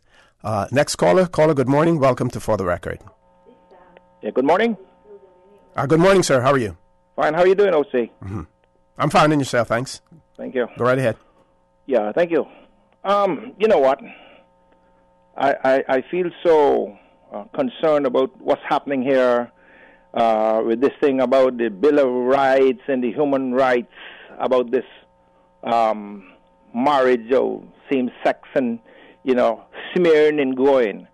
What's wrong with the people of this country as a whole? I mean, we're going to just sit down, whether it's the Chief Justice Sumeli, where's the UK, and say, well, this is what you have to take. Come on, let's stand up and be who we are. Be counted. Let's be somebody in our own island. Where did all of this thing come out from about same sex? Anyone that look into the Bible, if that's what you're going by, it is called, and I quote from the Bible, it's called holy matrimony. Holy, okay? It didn't say nothing about sinful matrimony. It says holy matrimony between a man and a woman. Now we can get all of these Johnny-come-latelys from nowhere coming into this country and tell us about your legislation and about your human rights and Bill of Rights. Who the hell are we? Come on. I mean, it's so disgusting to see what people are chewing this little country up and spitting it out. And as far as the Chief Justice is concerned, I would like to say now, look, there's no respect from me if this is his ruling, because he has a moral right to be obligated on as well as anything else. Where is the morale of this country? At more than an all-time low, okay? As far as I'm concerned, it looks like we just want to be nobodies. I know this thing has been going on from day one about the homosexuality, but there's no call for a little island this size that can hardly see it on the map for people to be coming on board and say, this is what you got to have. I'm going to get off and leave these words with you. This island is going to get a jolt like we have never seen before, and it's going to be worse than a hurricane. Okay? Thank you. The sinful in the morality in this country, we are going to get a jolt, and from the Chief Justice down to the little man, we're going to remember who the Almighty is. Thank you so much for listening, sir. Thank you. Thank you very much, caller. Do we need to take a break now, or we continue on? We have two callers. Before we go to those callers, I need to read one more. CJ did not change the Constitution. I think he said the Constitution, while stating that the government should respect the rights of a man and a woman to marry, it did not expressly exclude the possibility of same-sex marriage. That is, it did not say only a man and woman. He also talked about the right to family life, etc. What he ruled, I believe, and this is a writer, was the Constitution did allow for same-sex couples to have a right to marry in the same way as heterosexual couples, and that the marriage law was incompatible with the Constitution. The Constitution states that any law incompatible with it should be made compatible. Persons believes that they may have the wording incorrect. So, in essence, what he has changed is the marriage law and the definition of marriage. Then he shares with me the section in the Constitution about the existing law. And subsection 1 states, subject to this section, the existing laws shall have effect on and after the appointed day as if they had been made in pursuance of the Constitution, and shall be read and construed with such modifications, adaptations, qualifications, and exceptions as may be necessary to bring them into conformity with the Constitution. 2. The legislature may by law make such amendments to any existing law as appears to it to be necessary or expedient for bringing that law into conformity with the Constitution, or otherwise for giving effect to the Constitution, and any existing law shall have effect accordingly from such day, not being earlier than the appointed day, as may be specified in the law made by the legislature. 3.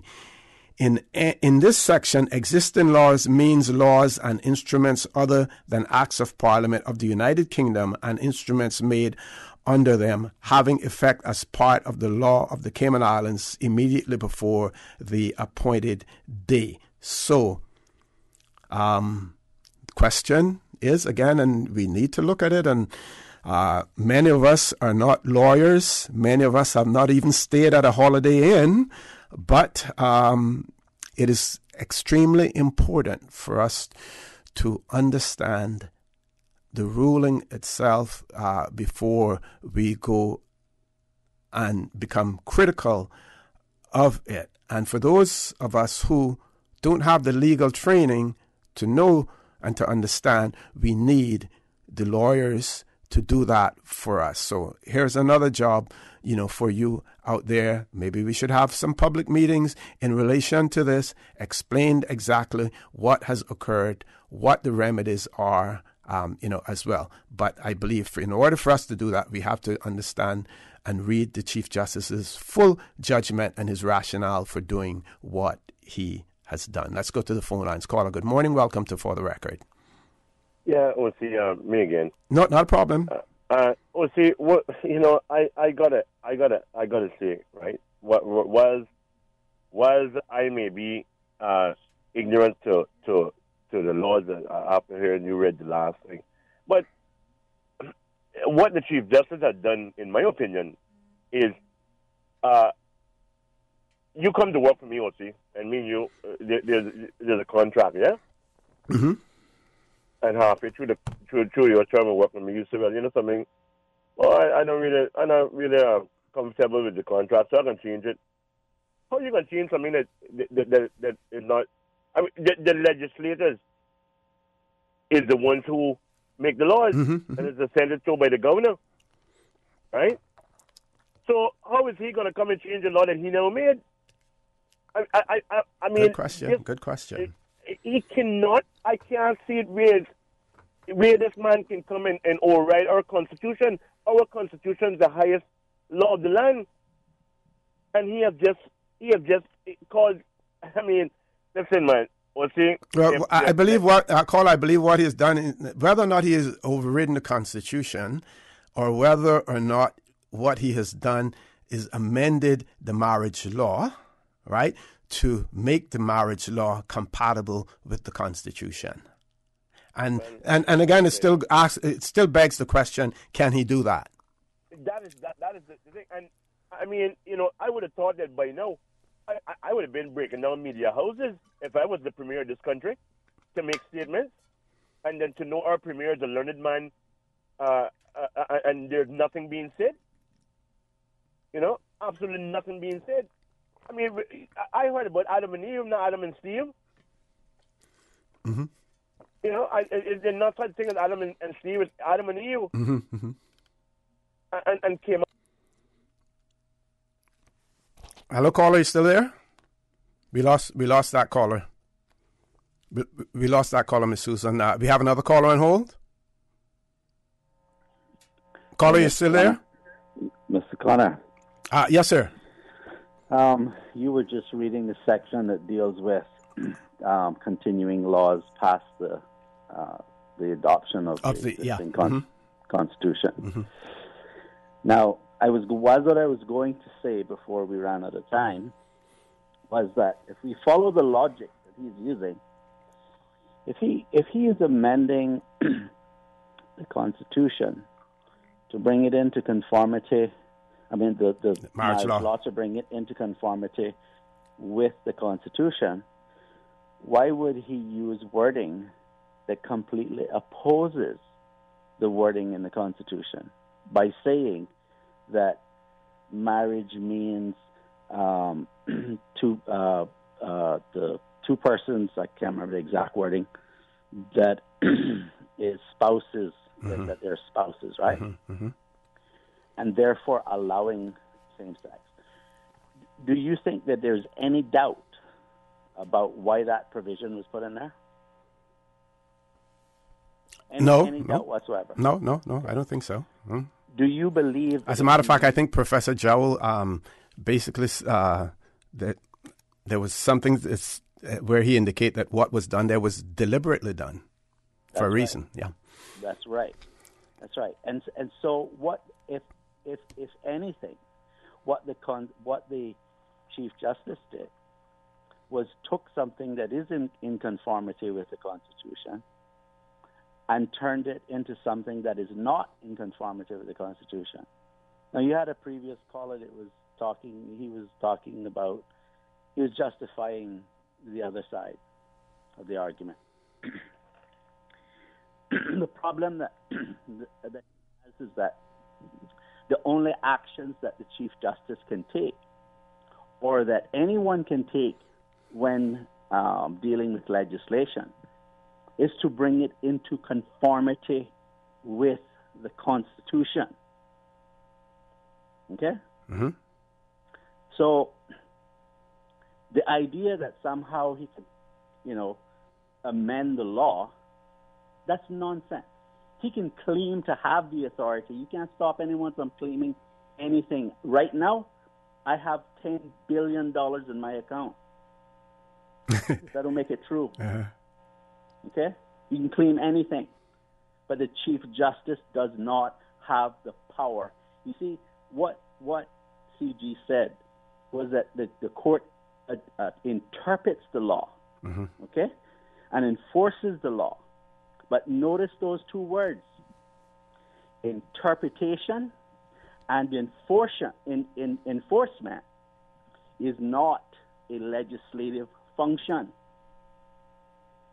And so he cannot write legislation.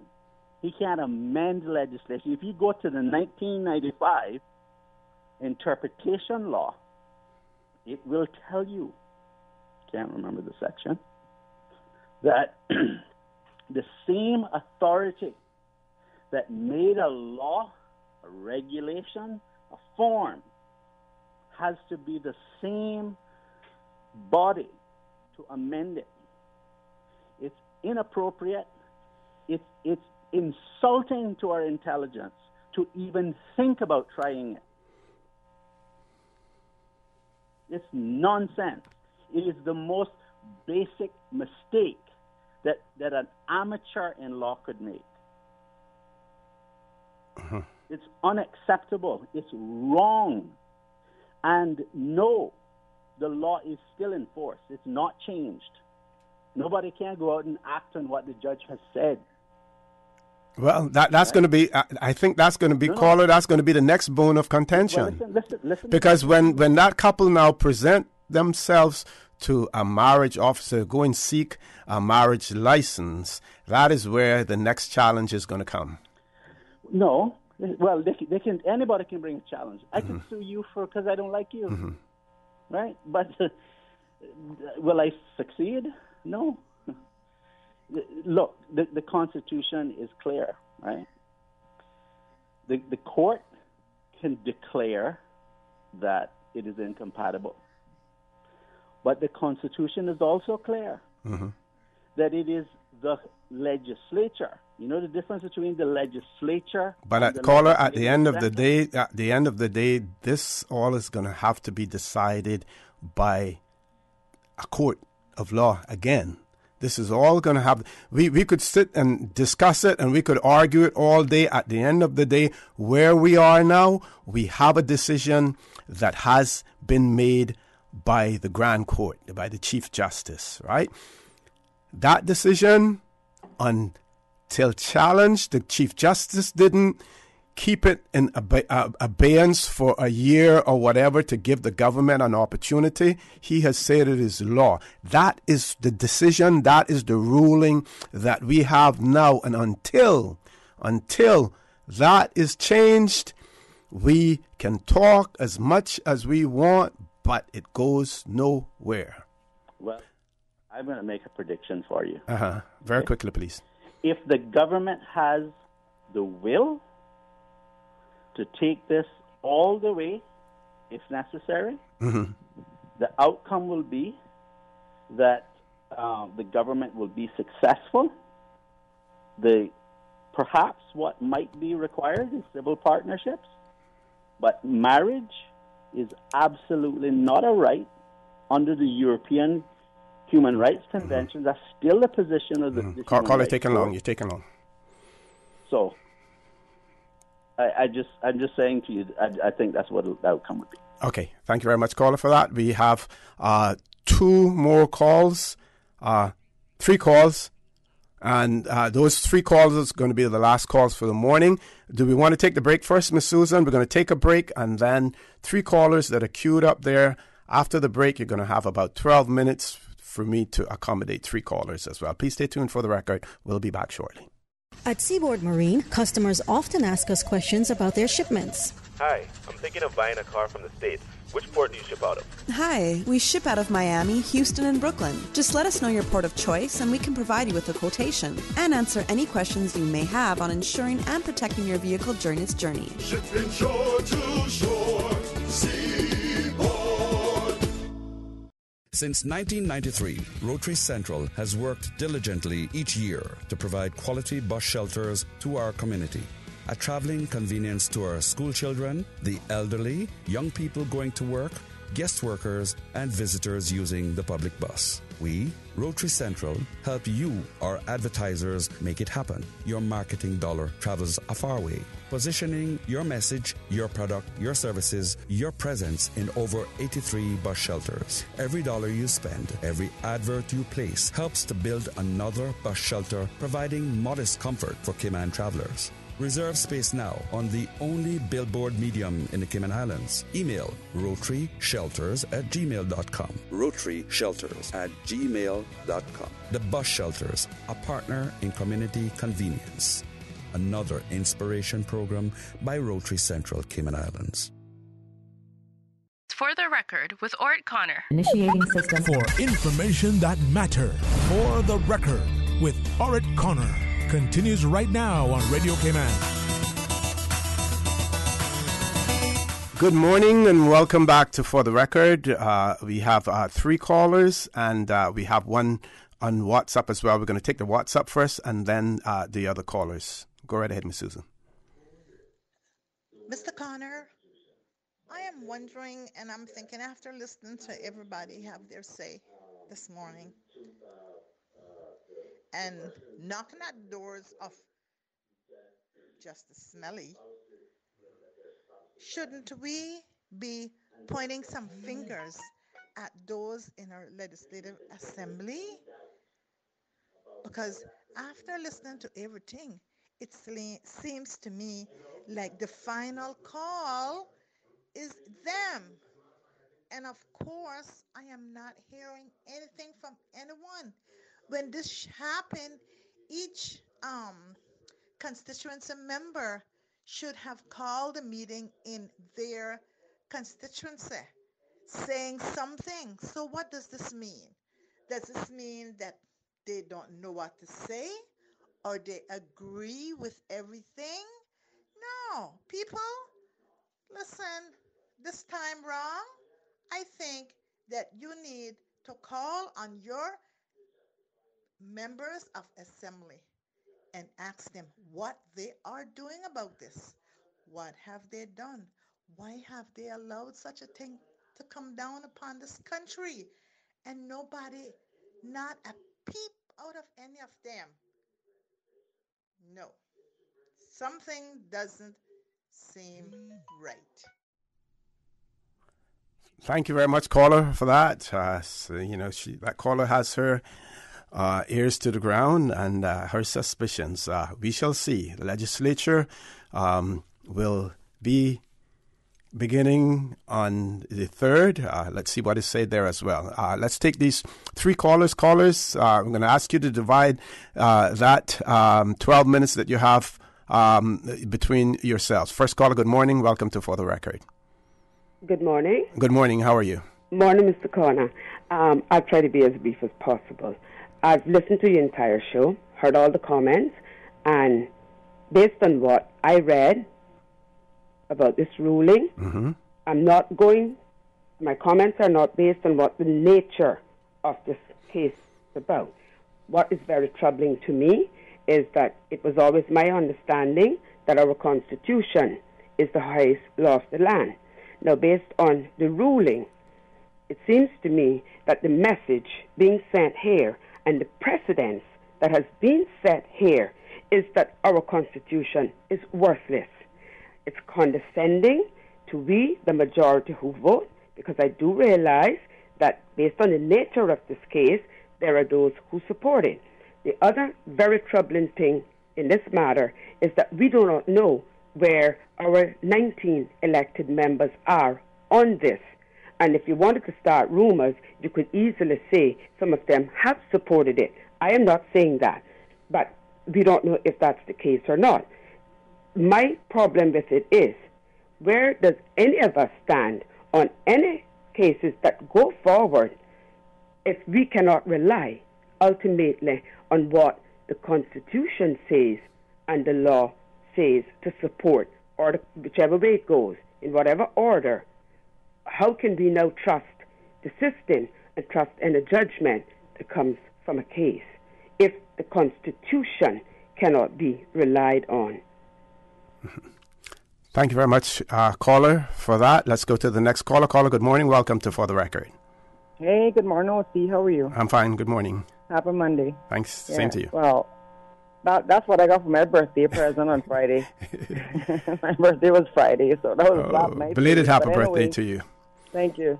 But, okay, two women can't make a child, right? Mm-hmm. Two men can't make a child. Mm-hmm. So, are they trying to kill the human race? Mm-hmm. I think that's when another caller had the same point as well. And another thing, I mean, okay, sometimes they go and adopt children. Mm-hmm. Where do they get these children from? Is it a man and a woman, or two men and two women? Mm-hmm. Yeah? So I mean, they're smelly and whoever else, but I mean, his ruling, you know, he should really be locked up, to be honest. He should be locked up and allow the government who is not speaking out. Mm-hmm. But there are provisions in our Constitution that speak to the role of the Grand Court, how they're appointed, how they're removed, and I'll try to share that with you all before we go off the show this morning as well, caller. That's what I have to say. They can't have a child, so how can they raise? Okay, if they get a little boy or a little girl that they're gonna, adopt or whatever. How are they going to raise that child? Okay, you're going to raise that child to be the same way as you? I mean, you got two mummies, two daddies, and it's not right, honestly. Thank you very much, caller. Very, again, valid points that have been argued by many people as well. Next caller, final call. Good morning. Welcome to For the Record. Good morning, Mr. O.C. Good morning, sir. How are you? Oh, thanks for the good Lord. Good morning to Radio Cayman and everybody here in the Grand Cayman and throughout the world. I'm just want to be thankful for those that had called just now, the last three callers women there, and appreciate their call and all the others that called before. And I told my family here this morning, Saturday, I will call this morning, but I'm so well stirred that I don't feel it, even what I can do today, leave for tomorrow, because me poor person might not be here tomorrow to say anything. But as the people speak, it brings a feeling in this island that, it's just a moonful. People should be, it needs a time for mooning and fasting and praying for our land, because we just do not know what the next moon may be with God. And it looked like it's coming down here that so many of the people look like they don't fear God no more, to want to be, would want to legalize two men to be married or two men to be married. That's abomination in the sight of God. And that's what God destroyed Sodom and Gomorrah with. Destroyed it with water that time, but he destroyed with fire.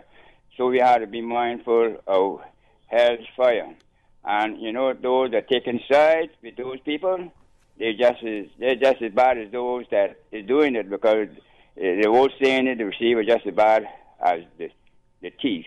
And as the lady to speak and say that is two women can bear children, or can two men bear children? No, that's why God made Eve for Adam. But what about the Bible saying that love thy neighbor as thyself? Well, you still love your neighbor as thyself, but do encourage such stuff to be going on. You can't mix hatred with love.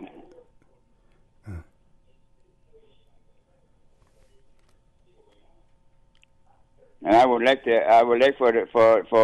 I don't know, the legislative assembly or whatever it is, the judge or whatever it is, but they need to look into this matter, because we are not based on this kind of thing. We is not a people that believe in such stuff.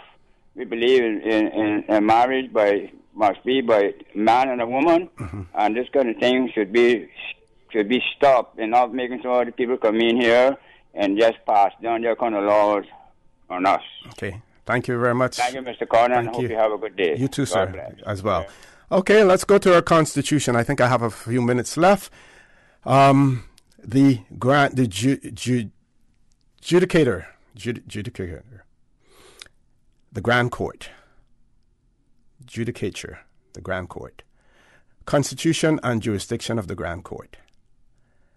There shall be a Grand Court for the Cayman Islands, which shall be a superior court of record, and shall have such jurisdiction and powers as may be conferred on it by this Constitution and any other law. The court shall have and use a seal bearing the style of a court, and as a device approved by the Chief Justice. Composition of the court. Judges of the Grand Court shall be a Chief Justice and such members, number of other judges, if any, as may be prescribed by law under the Constitution. But the office of a judge shall not, without his or her consent, be abolished during his or her continuance in office.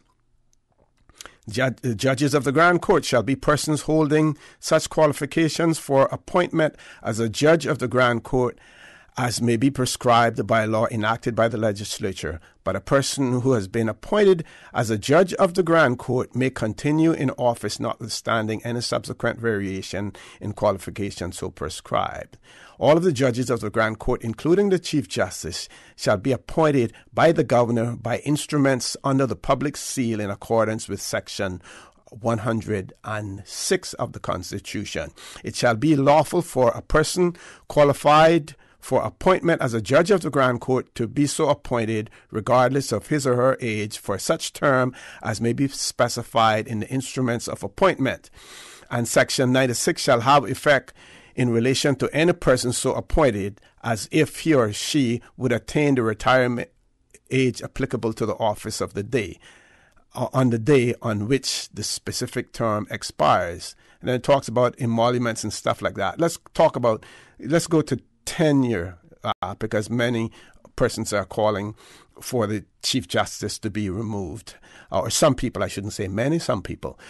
Section 96, subject to this section, and Section 94, subsection 4, a judge of the Grand Court shall vacate his or her office when he or she has attained the age of 65 years. But A, the governor may permit a judge who attains the age of 65 years to continue in office until he or she has attained such later age not exceeding the age of 70 years as may have been agreed between the judge and the governor following the recommendation of the Judicial and Legal Services.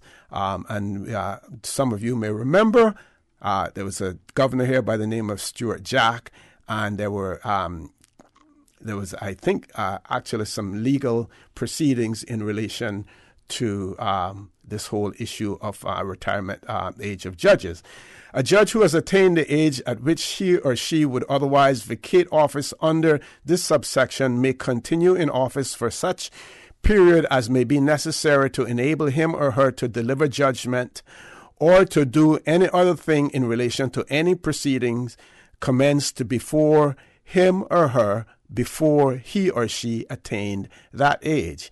A judge of the Grand Court may be removed from office only for inability to discharge the functions of his or her office, whether arising from infirmity of body or mind or any other cause, or for misbehavior, and shall not be removed except in accordance with subsection 3. What does subsection 3 read?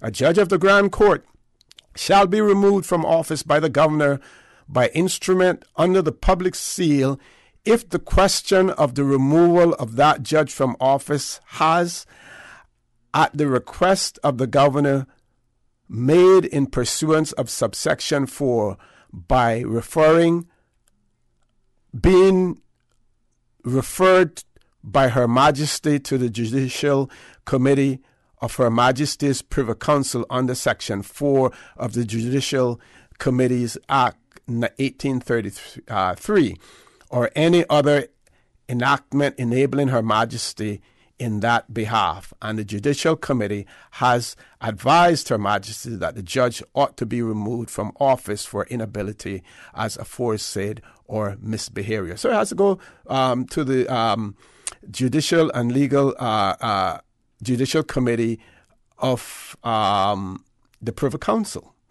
If the governor considers that the question of removing a judge of the Grand Court from office for inability as aforesaid or misbehavior ought to be investigated, then the governor shall refer the matter to the Judicial and Legal Services Commission. So this is our local commission. Now, Judicial and Legal Services Commission shall inquire into the matter and report on the facts of it to the governor and advise the governor whether he or she should request that the question of the removal of that judge should be referred to Her Majesty, by Her Majesty, to the Judicial Committee. And that's the Privy Council that we spoke about earlier as well. I can't finish reading this because we are out of time. But hopefully on another show we will continue. I want to thank everyone for participating this morning in this conversation. I also want to remind you that we're talking about the Judge Smelly's ruling.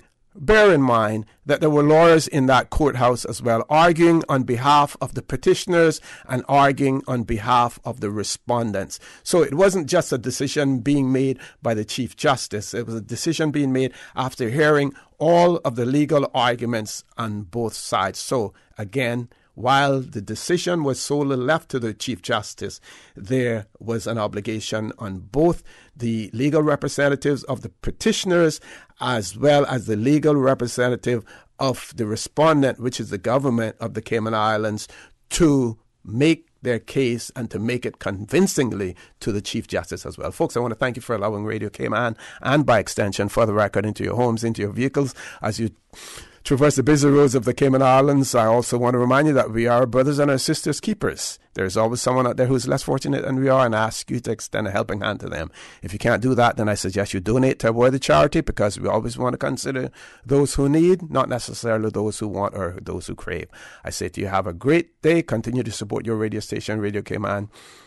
John Sterling, Dwayne Ebanks at 12:15 for Talk today. And as usual, we ask the good Lord to bless these three beautiful, wonderful Cayman Islands. For the Record is brought to you by Vamped Motors, the only authorized Ford and Toyota dealership serving the Cayman Islands. Cayman Pharmacy Group, with a location in West Bay and professional pharmacy at CTMH Doctors Hospital. The Cayman Pharmacy Group has a location for you just around the corner. Seaboard Marine. With over 35 shipping ports, find your shipping solution by calling 949-4977 or visit seaboardmarine.com for competitive rates. And Rotary Central. For more than 110 years, Rotary members have used their passion, energy, and intelligence to take action on sustainable projects.